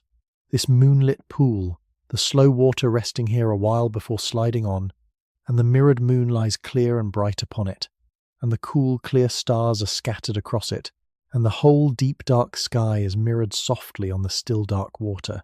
To drift above this moonlit pool is to drift between two skies, the deep, dark sky above and the mirrored sky below, held softly in the deep, still calm of the moonlit night. Settle yourself softly above the deep, still pool, weightless and at peace, and gaze down into the mirrored sky upon the still, dark water. The moon gleams there, soft and pale and clear. The cool stars are scattered there, faint points of light upon the dark, and the deep, dark sky lies mirrored there, soft and deep and still, so that you seem to drift in the very midst of the starlit night, held softly between the sky above and the sky below, in the deep, still calm of the moonlit pool. There is a deep, soft peace in it, this drifting between two skies, a deep, still calm that settles into you, drawing you down towards sleep. A soft, cool breeze moves once across the moonlit pool, and the still water stirs, and the mirrored moon shivers and breaks into 1,000 soft gleams, and the scattered stars dance softly on the rippling water. And then the breeze fades, and the water stills again, and the mirrored moon reforms upon the smooth, dark surface, soft and pale and whole, and the cool stars settle back into their places on the still dark water, and the deep still calm of the moonlit pool settles back over the drowsing valley. Let that soft, cool breeze move through you too, stirring and then settling, breaking and then reforming your slow drifting thoughts, leaving you soft and still and calm above the moonlit pool. There is nothing here for you to hold on to, nothing for you to carry, nothing for you to do but drift in the deep, still calm of the moonlit night, and let the slow, soft river and the mirrored moon and the cool, clear stars draw you down, gently and steadily, toward the warm country of sleep. The river slides on again now, past the deep, still pool, sliding slow and silver through the drowsing valley, murmuring its slow, soft song into the dim, dark air. The small, soft watchers move gently along its moonlit banks. The cool, pale moonlight lies full across its gleaming surface, and the whole wide valley drowses around it, soft and still and deeply at peace, in the deep, soft quiet of the moonlit night, while the slow river winds silver through the dark, carrying its deep, soft calm through the drowsing land. How many drops of slow, dark water, you might wonder, have slid down this patient river through the long, slow ages of the valley, gleaming silver beneath the climbing moon, sliding softly past the drowsing giants and the scattered herds and the small, soft watchers of the night? More than could ever be counted, beyond all counting, sliding slow and silver through the dark, night after soft dark night, age after slow turning age.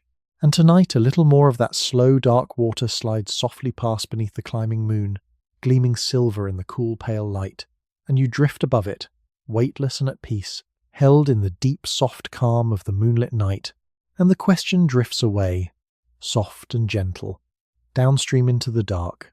Drift slowly on above the moonlit river, weightless and at peace, and let its slow silver windings carry you gently through the drowsing valley.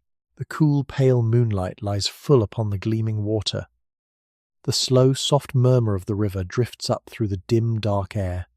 The mirrored moon shimmers softly on the slow, dark stream, and the whole wide valley drowses around you, soft and still and deeply at peace, in the deep, soft quiet of the moonlit night, while the patient river slides slow and silver through the dark, carrying you gently onward towards sleep. There is a deep, sweet beauty in the moonlit river, in its slow silver windings through the drowsing valley, in the soft pale shimmer of the mirrored moon, in the cool clear stars scattered across its smooth dark pools. It is a quiet beauty, a soft beauty, the gentle beauty of the slow river beneath the climbing moon, and it settles into you now, easing you, gentling you, drawing you down towards sleep. There is nothing here that asks anything of you, nothing that needs you, nothing that you need to do but drift above the moonlit river and let its deep, soft beauty carry you on. The cool air moves softly around you, still and fresh and clean, carrying the deep, fresh smell of the gathering dew and the cool green breath of the dim, dark ferns, and the soft, wet smell of the moonlit river. It soothes you, cools you, eases you toward the deep calm of the moonlit night. And the slow, soft murmur of the river drifts up through the dim, dark air, and the cool, pale moonlight lies full upon the gleaming water, and you drift on above it, weightless and at peace, drawn down toward the warm country of sleep. Let yourself settle fully now, into the deep, soft calm of the moonlit night, into the slow, silver windings of the patient river. Let the slow river soothe you and the mirrored moon gentle you, and the cool, clear stars draw you down. There is nothing more to do tonight, nothing more to watch or to wait for, nothing more to carry or to hold. The river slides slow and silver through the dark, and the moon climbs slowly across the sky, and there is only rest now, deep, soft rest, in the cool calm of the moonlit night. All through the drowsing valley, the deep, soft quiet of the moonlit night lies soft and complete.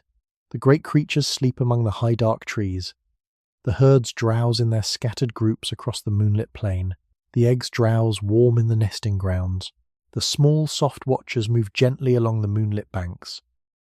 And the slow river winds silver through it all, sliding soft and patient through the dark, murmuring its slow, soft song into the dim, dark air, carrying its deep, soft calm through the drowsing land beneath the climbing moon. And so the patient river slides slow and silver through the moonlit dark, carrying its deep, soft calm through the drowsing valley, gleaming beneath the climbing moon.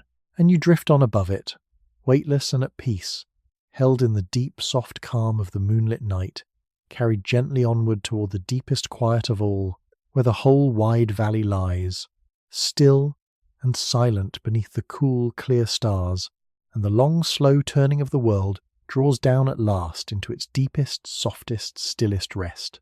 Lie back now, in the deep, soft calm of the night, and let yourself drift weightless beneath the wide, dark sky, and watch the slow wheel of the stars turning softly overhead. All through the long, deep night they have been turning, the cool, clear stars wheeling slowly across the deep, dark vault of the sky, rising in the east and arcing slowly overhead and sinking softly toward the west, turning and turning in their slow, vast circle through the deep, still dark. And to lie back now and watch them turn is to feel the deep, slow rhythm of the wheeling world, the vast, slow calm of the turning sky, settling softly into you, drawing you down towards sleep. The stars are scattered thick across the deep, dark sky, more of them than could ever be counted, faint points of cool, clear light strewn from horizon to horizon across the velvet dark. Some burn bright and steady, hanging clear and cool in the deep dark. Others are so faint they seem to flicker at the very edge of seeing, faint soft glimmers in the deepest dark. And all of them, the bright and the faint alike, wheel slowly together across the deep dark sky, turning softly through the deep still night above the drowsing valley, in their slow, vast, silent circle. Watch them turn, the slow wheeling stars, and feel how slow and how vast and how silent their turning is. There is no hurry in it, no haste, no sound, only the slow, soft wheeling of the cool, clear stars through the deep, dark sky, turning as they have turned through countless nights, as they will turn through countless more, slow and vast and silent and calm. And to watch them is to feel your own slow breathing fall into step with their slow turning, slow and deep and silent, drawing you down, gently and steadily, into the deep, vast calm of the wheeling night.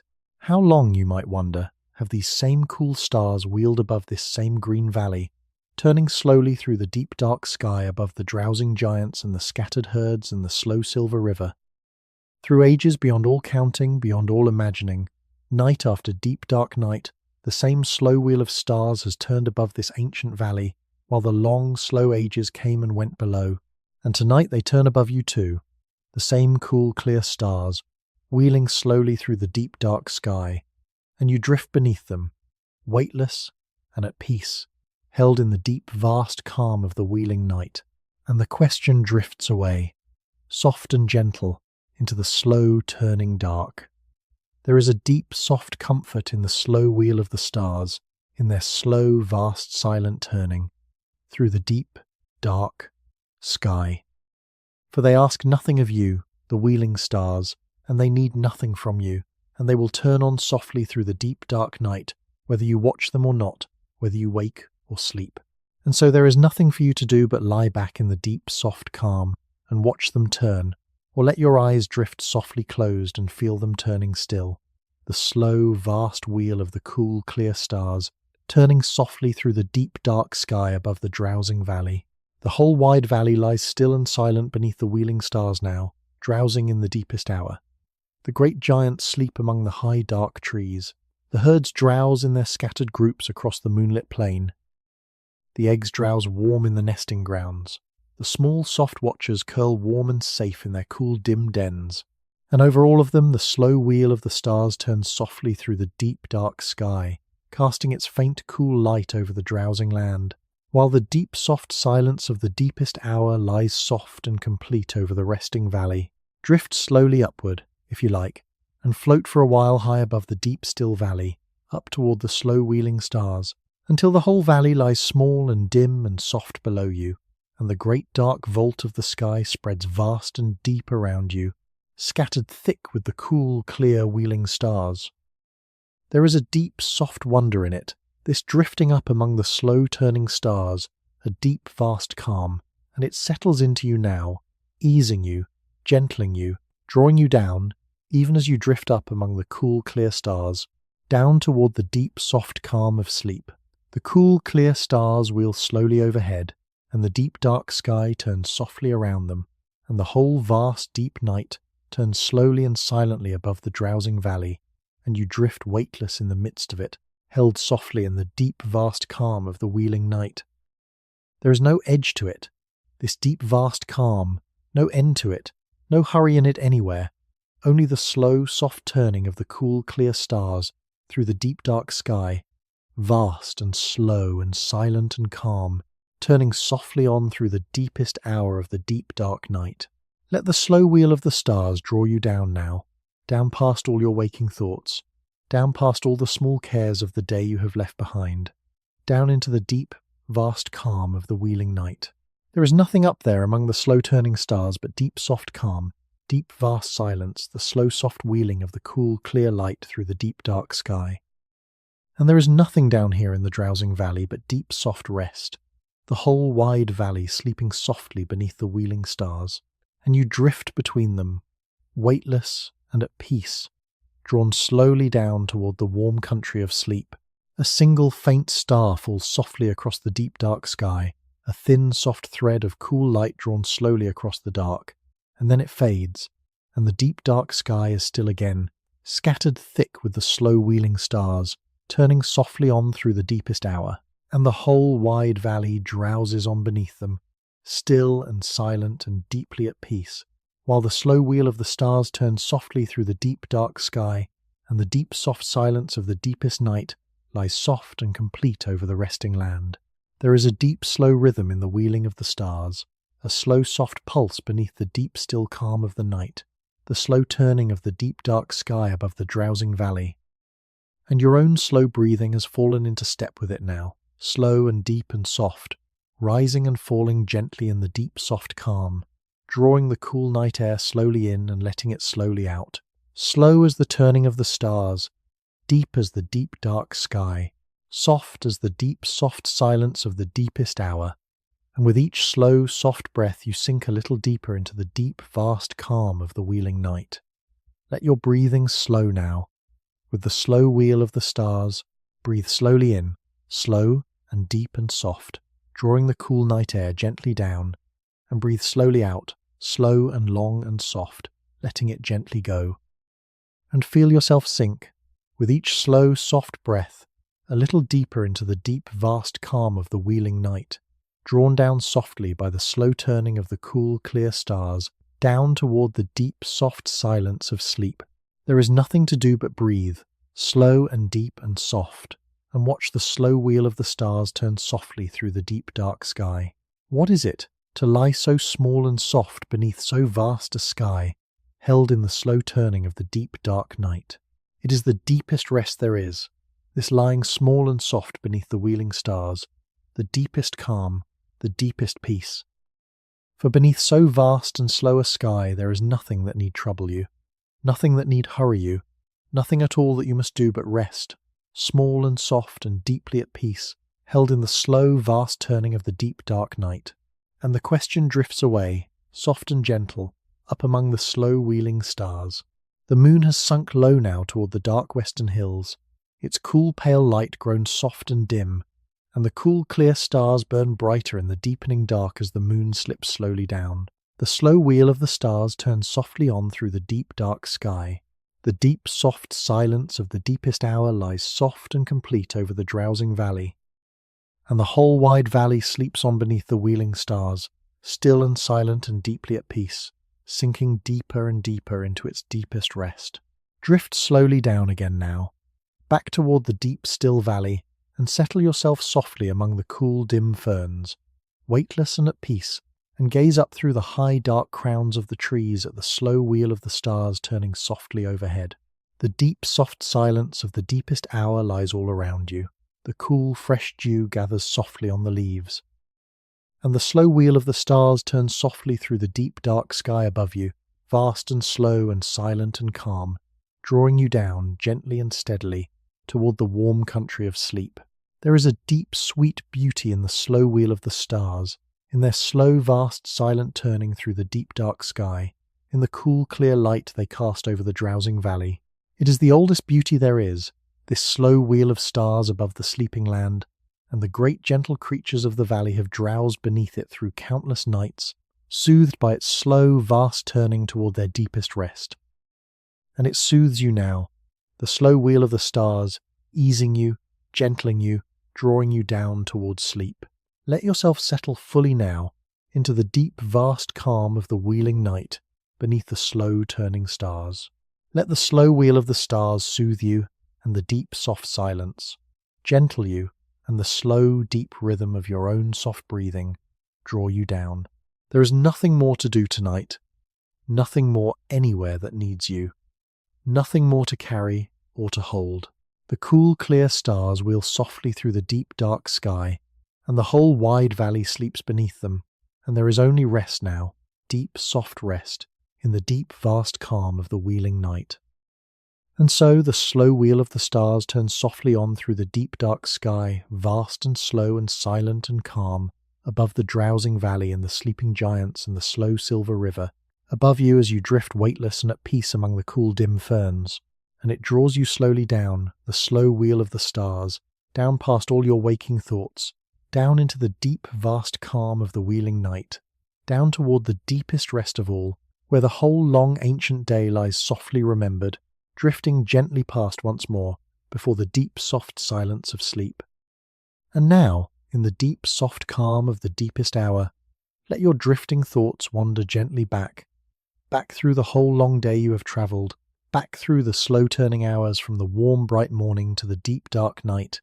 There is no need to hold any of it, no need to grasp at any of it, only to let it drift softly past once more, the whole long, gentle day, like soft images rising and fading in the deep calm of the night, each one warm and gentle and at peace, each one drawing you a little deeper towards sleep. Remember the warm, bright morning, far back at the day's soft beginning, when the mist still lay soft and low across the valley floor and the first warm light came slanting through the high dark trees. Remember how the warmth came slowly into the world, lifting the mist, waking the slow life of the valley, drawing the giants up from their rest and the herds out onto the dewy plain. It drifts softly past now, that warm, bright morning, soft and gentle and far away, no more than a soft, warm memory in the deep calm of the night, drawing you gently down towards sleep. Remember the long shadows of the ferns, in the soft green understory where the small life of the valley went about its patient work. Remember the broad, feathery fronds unrolling in soft spirals, the tiny lizards basking on the warm stones, the dragonflies turning lazily through the heavy air. It was a soft green world, the fern understory, patient and unhurried and deeply at peace, and it drifts softly past now in the deep calm of the night, soft and green and gentle, drawing you a little deeper towards sleep. Remember the slow brown river winding patient through the warm green valley, sliding softly over its smooth stones, curling gently around the roots of the leaning trees. Remember how it moved through the long warm day, slow and patient and unhurried, carrying its deep soft calm through the drowsing land. And remember how it changed as the day turned, gleaming silver grey in the cool blue dusk, turning to a ribbon of soft silver light beneath the climbing moon. It drifts softly past now, the patient river, soft and slow and gentle, drawing you down towards sleep. Remember the great giants among the high conifers, the vast, gentle, long-necked creatures moving slowly through the warm green day. Remember how they reached their long necks up into the high green crowns, browsing softly on the tender shoots, their great bodies swaying slowly through the dappled light. Remember the deep, slow peace of them, the great gentle giants, unhurried and at ease in the warm green world. They drift softly past now in the deep calm of the night, vast and gentle and slow, drawing you a little deeper towards sleep. Remember the patient ones at the water's edge, the soft, slow feeders in the warm green marsh, wading gently through the shallow water, lowering their soft heads to the rich green growth. Remember the deep, slow calm of their patient feeding, the soft green stillness of the warm wetland, the gentle ripples spreading slowly across the still, bright water. It was a place of deep, soft peace, the warm green marsh, and it drifts softly past now in the deep calm of the night, soft and green and gentle, drawing you down towards sleep. Remember the heat of the open plain at the height of the long day, the warm gold light lying full and heavy over the drowsing land, the slow shimmer of the warm air rising from the sun-warmed earth. Remember the gliding pterosaur turning slowly on the warm rising air, high above the drowsing plain, its great wings still and steady in the warm, bright sky. It drifts softly past now, the warm gold height of the day, soft and warm and far away, no more than a soft, warm memory in the deep calm of the night, drawing you gently down towards sleep.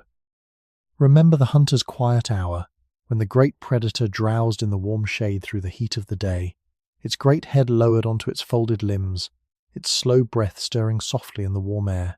Remember how even the great hunter rested in the warmth of the day, unhurried and at peace, drowsing softly in the dappled shade. It drifts softly past now in the deep calm of the night, soft and still and gentle, drawing you a little deeper towards sleep. Remember the wings over the lagoon, the pterosaurs circling slowly above the warm, bright water, turning and gliding on the warm, rising air, their reflections sliding softly across the still, bright surface below. Remember the deep, slow grace of their circling, the soft gleam of the warm lagoon, the slow turning of the great still wings against the warm, bright sky. It drifts softly past now, soft and bright and gentle, drawing you down towards sleep. Remember the gathering at the water's edge in the slowing afternoon, the herds drifting slowly down to the cooling water, gathering in their loose, soft groups along the gleaming shore, lowering their soft heads to drink in the slanting gold light. Remember the deep, soft peace of their gathering, the warm gold light slanting long across the drowsing plain, the slow, soft movement of the herds along the cooling shore. It drifts softly past now in the deep calm of the night, soft and gold and gentle, drawing you a little deeper towards sleep. Remember the slow turn of the afternoon and the deepening gold of the late light, when the warm gold sun slanted long and low across the drowsing valley, and the whole world turned slowly to soft gold and shadow. Remember the soft, warm gold lying full across the plain, the long, soft shadows stretching slowly across the warm earth, the deep, soft peace of the slowing day. It drifts softly past now, soft and gold and gentle, drawing you down towards sleep.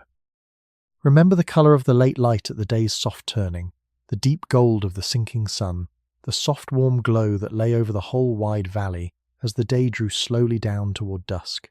Remember the deep soft beauty of it, the warm gold light fading slowly to soft rose and amber, the whole valley glowing softly in the last warm light of the long day. It drifts softly past now in the deep calm of the night, soft and warm and gentle, drawing you a little deeper towards sleep. Remember the soft hush of the dusk, when the warm gold light faded slowly from the western sky and the cool blue hush came gently down over the drowsing valley. Remember how the world softened in the gathering dusk, the sharp edges blurring slowly into shadow, the bright colours dimming softly to the cool greys and blues of the gathering night, the first cool stars brightening softly in the deepening sky. It drifts softly past now, soft and blue and gentle, drawing you down towards sleep. Remember the cooling of the air and the soft stirring of the evening creatures, the small soft watchers creeping out into the cool dim dusk, the soft low song of the night insects rising among the cooling ferns, the cool fresh dew gathering softly on the leaves. Remember the deep sweet relief of the cooling air after the warmth of the long day, the soft cool breath of the gathering evening settling gently over the drowsing land. It drifts softly past now in the deep calm of the night, soft and cool and gentle, drawing you a little deeper towards sleep. Remember the nesting grounds beneath the first bright stars, the great gentle parents keeping their slow, soft watch over the drowsing eggs, the new life forming softly in the warm, dark earth, the small hatched young drowsing warm against the flanks of the watching parents. Remember the deep, soft tenderness of that sheltered hollow, the patient love of the great gentle creatures, the deep, soft peace of new life drowsing safely in the warm dark. It drifts softly past now, soft and warm and tender, drawing you down towards sleep. Remember the watchers in the dark and the slow rising of the moon, the small, soft creatures moving gently through the moonlit valley, the cool, pale light spreading slowly across the drowsing land, the slow river winding silver beneath the climbing moon. Remember the deep, soft quiet of the moonlit night, the soft watchers going gently about their quiet lives, the cool, clear stars brightening in the deep, dark sky. It drifts softly past now in the deep calm of the night, soft and silver and gentle, drawing you a little deeper towards sleep. And remember the river under the moon, the slow silver windings of the patient river beneath the climbing moon, the soft pale shimmer of the mirrored moon on the slow dark water, the deep, still calm of the moonlit pool where you drifted softly between two skies. Remember the deep, soft beauty of it, the slow river gleaming silver through the moonlit dark, carrying its deep, soft calm through the drowsing valley. It drifts softly past now, soft and silver and gentle, drawing you down towards sleep. And now all of it drifts softly together in the deep calm of the night, the whole long, gentle day, from the warm, bright morning to the deep, dark night, soft images, rising and fading, in the deep, soft silence of the deepest hour, the warm morning and the green ferns and the slow brown river, the great giants and the patient feeders and the gold slow afternoon, the soft blue dusk and the tender nesting grounds and the slow silver river beneath the climbing moon, all of it soft and gentle and at peace, all of it drifting softly past, drawing you down, gently and steadily, toward the deep, soft silence of sleep. There was no fear in any of it. The whole long, gentle day, no alarm, no haste, no harm. Only the slow turning of the warm, green world, the giants grazing and the herds drifting and the rivers flowing and the hunters waiting, all of it unhurried, all of it at peace, all of it part of the slow, soft weave of the ancient day. And you drifted through all of it, weightless and at peace, asked only to watch and to rest. And now you have watched the whole long day, and there is nothing left but to rest, deeply and softly, in the deep, soft silence of the deepest hour. So let the whole long, gentle day drift softly away now, into the deep calm of the night, soft and warm and far away. There is nothing more to remember, nothing more to hold, nothing more to do but rest, deeply and softly, in the deep, soft silence of the deepest hour. The whole long day is over, soft and gentle and complete, and the deep, dark night has come, and there is only rest now, deep, soft rest, as the last soft images of the warm green day drift gently away into the deep, soft silence of sleep, and now, at last, in the deepest hour of the night, the whole wide valley goes still. The moon has climbed high and begun its slow, soft descent toward the western hills, and its cool, pale light lies soft and full across the drowsing land, and beneath it everything has grown quiet and calm, and deeply, deeply still. The slow river slides soft and silent through the dark. The high dark trees stand motionless against the star-scattered sky. The dim grey ferns hang heavy with dew, unmoving in the still cool air. And over it all lies the deep soft silence of the deepest hour, the deep still calm of the world gone wholly to its rest. Drift slowly through the deep still valley and feel how complete the stillness is. The soft low song of the night insects has faded almost to silence now, no more than a faint soft hum in the deep dark air. The small, soft watchers have settled into their cool, dim dens, and drowse there now, curled warm and safe in the dark. Even the slow river has quieted, sliding soft and silent through the dark, its slow, soft murmur faded to the faintest whisper. And the whole wide valley lies still and silent beneath the cool, clear stars, drowsing in the deepest hour, wrapped in the deep, soft silence of the deepest part of the night. The great creatures sleep deeply now among the high, dark trees, their vast bodies folded down into the soft, cool earth, their long necks curled softly around, their great sides rising and falling slowly, slowly, in the deep, still calm of the deepest hour. They sleep as the whole valley sleeps, deeply and softly and without stirring, given over wholly to the dark, resting in the deep, soft silence of the deepest part of the night.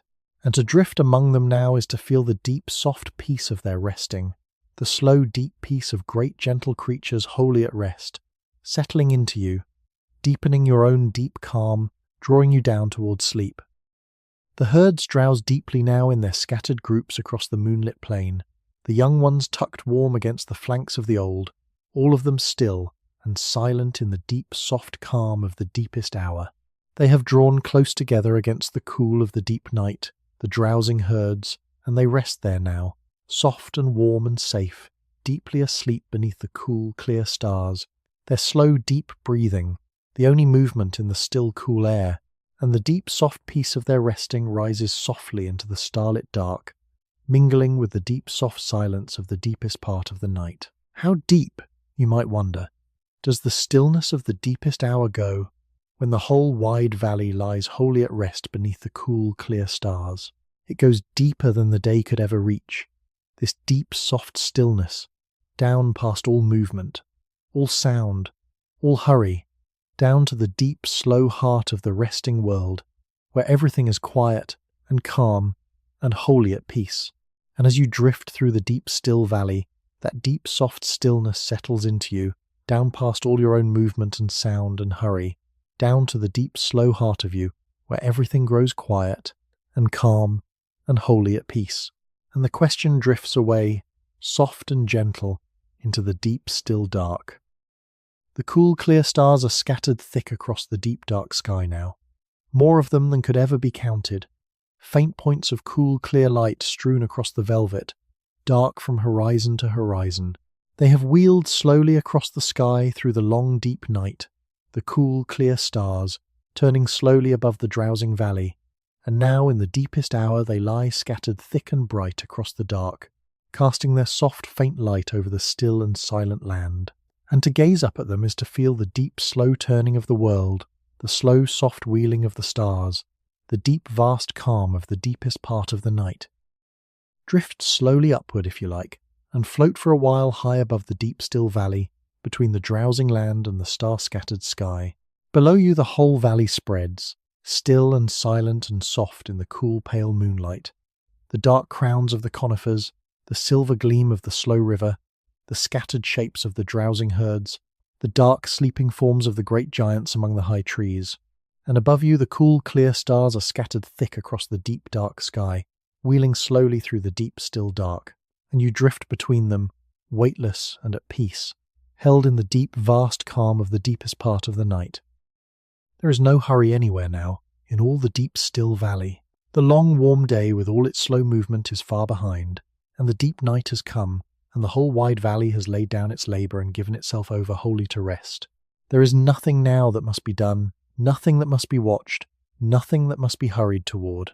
There is only the deep, soft stillness of the deepest hour, the slow, deep breathing of the resting valley, the slow, soft wheeling of the cool, clear stars. And in that deep, still calm there is nothing for you to do but rest, deeply and softly, drifting in the deep, vast quiet of the deepest part of the night. The moon sinks slowly now toward the dark rim of the western hills, and its cool, pale light grows softer, dimmer, gentler, as it slips slowly down the deep, dark sky. The silver gleam fades slowly from the slow river. The cool, pale glow softens slowly on the dim grey ferns, and the deep dark of the deepest hour deepens further, softer and stiller and calmer, as the moon slips slowly down toward the hills, and the cool, clear stars brighten in the deepening dark, and the whole wide valley drowses on beneath them, still and silent and deeply at peace, in the deep, soft silence of the deepest part of the night. Let the deep, soft silence settle fully into you now, drifting weightless through the deep, still valley. Let it settle down past all your movement, all your sound, all your hurry, down to the deep, slow heart of you, where everything grows quiet and calm and wholly at peace. There is nothing here for you to hold on to, nothing for you to carry, nothing for you to do but drift in the deep, soft silence of the deepest hour, and let the deep, still calm of the resting valley draw you down, gently and steadily, toward the warm country of sleep. A single soft sound drifts through the deep, still dark, the faint, far call of some night creature settling deeper into its rest, soft and low and gentle, and then it fades, and the deep, soft silence settles back over the drowsing valley, deeper and stiller than before. The slow river slides soft and silent through the dark. The cool, clear stars wheel slowly across the deep, dark sky, and the whole wide valley lies still and silent beneath them, drowsing in the deepest hour, wrapped in the deep, soft silence of the deepest part of the night. All through the long day and the deepening night you have drifted through this ancient valley, weightless and at peace, a quiet presence moving softly through the slow, turning world. You have watched the warm, bright morning lift the mist from the valley floor, and the gold, slow afternoon slant long across the plain, and the cool blue dusk gather softly over the drowsing land, and the deep, starlit night come down at last over the resting valley, and now, in the deepest hour, you have come to the deepest rest of all, drifting soft and still through the deep, soft silence of the deepest part of the night. The whole wide valley sleeps now, deeply and softly, in the deep, still calm of the deepest hour, The great giants sleep among the high dark trees. The herds drowse in their scattered groups across the moonlit plain. The eggs drowse warm in the nesting grounds beneath the patient watch of the great parents. The small, soft watchers curl warm and safe in their cool, dim dens, and the slow river slides soft and silent through the dark, beneath the cool, clear stars, while the moon slips slowly down toward the western hills, and the deep, soft silence of the deepest hour lies soft and complete over the drowsing land. There is a deep, sweet peace in this deepest hour, deeper than any peace the day could give, a deep, still calm that lies over the whole wide valley and settles softly into you. It is the peace of the resting world, the deep, slow peace of the whole great valley wholly at rest, and it wraps around you now, soft and still and complete, drawing you down towards sleep. There is nothing more to watch now, nothing more to wait for, nothing more to do but rest, deeply and softly, in the deep, soft silence of the deepest part of the night. Let yourself sink down now, deeper and deeper, into the deep, soft silence of the deepest hour. Let the deep, still calm of the resting valley soothe you, and the slow, soft wheeling of the cool, clear stars gentle you, and the deep, soft silence of the deepest night draw you down. There is nothing more to do tonight, nothing more anywhere that needs you, nothing more to carry or to hold. The whole wide valley sleeps, and you sleep with it, sinking down and down into the deep, soft silence of the deepest part of the night. The moon slips lower now toward the dark western hills, its cool pale light growing soft and dim, and the deep dark of the deepest hour deepens softly around you, still and calm and complete. The cool, clear stars wheel slowly across the deep, dark sky. The slow river slides soft and silent through the dark, and the whole wide valley drowses on beneath them, deeply and softly, wrapped in the deep, soft silence of the deepest part of the night, sinking deeper and deeper toward its deepest rest, and carrying you with it, gently and softly, down toward the warm country of sleep. And the deep soft silence deepens, and the deep still calm deepens, and the whole wide valley sinks deeper and deeper into its deepest rest beneath the cool, clear stars.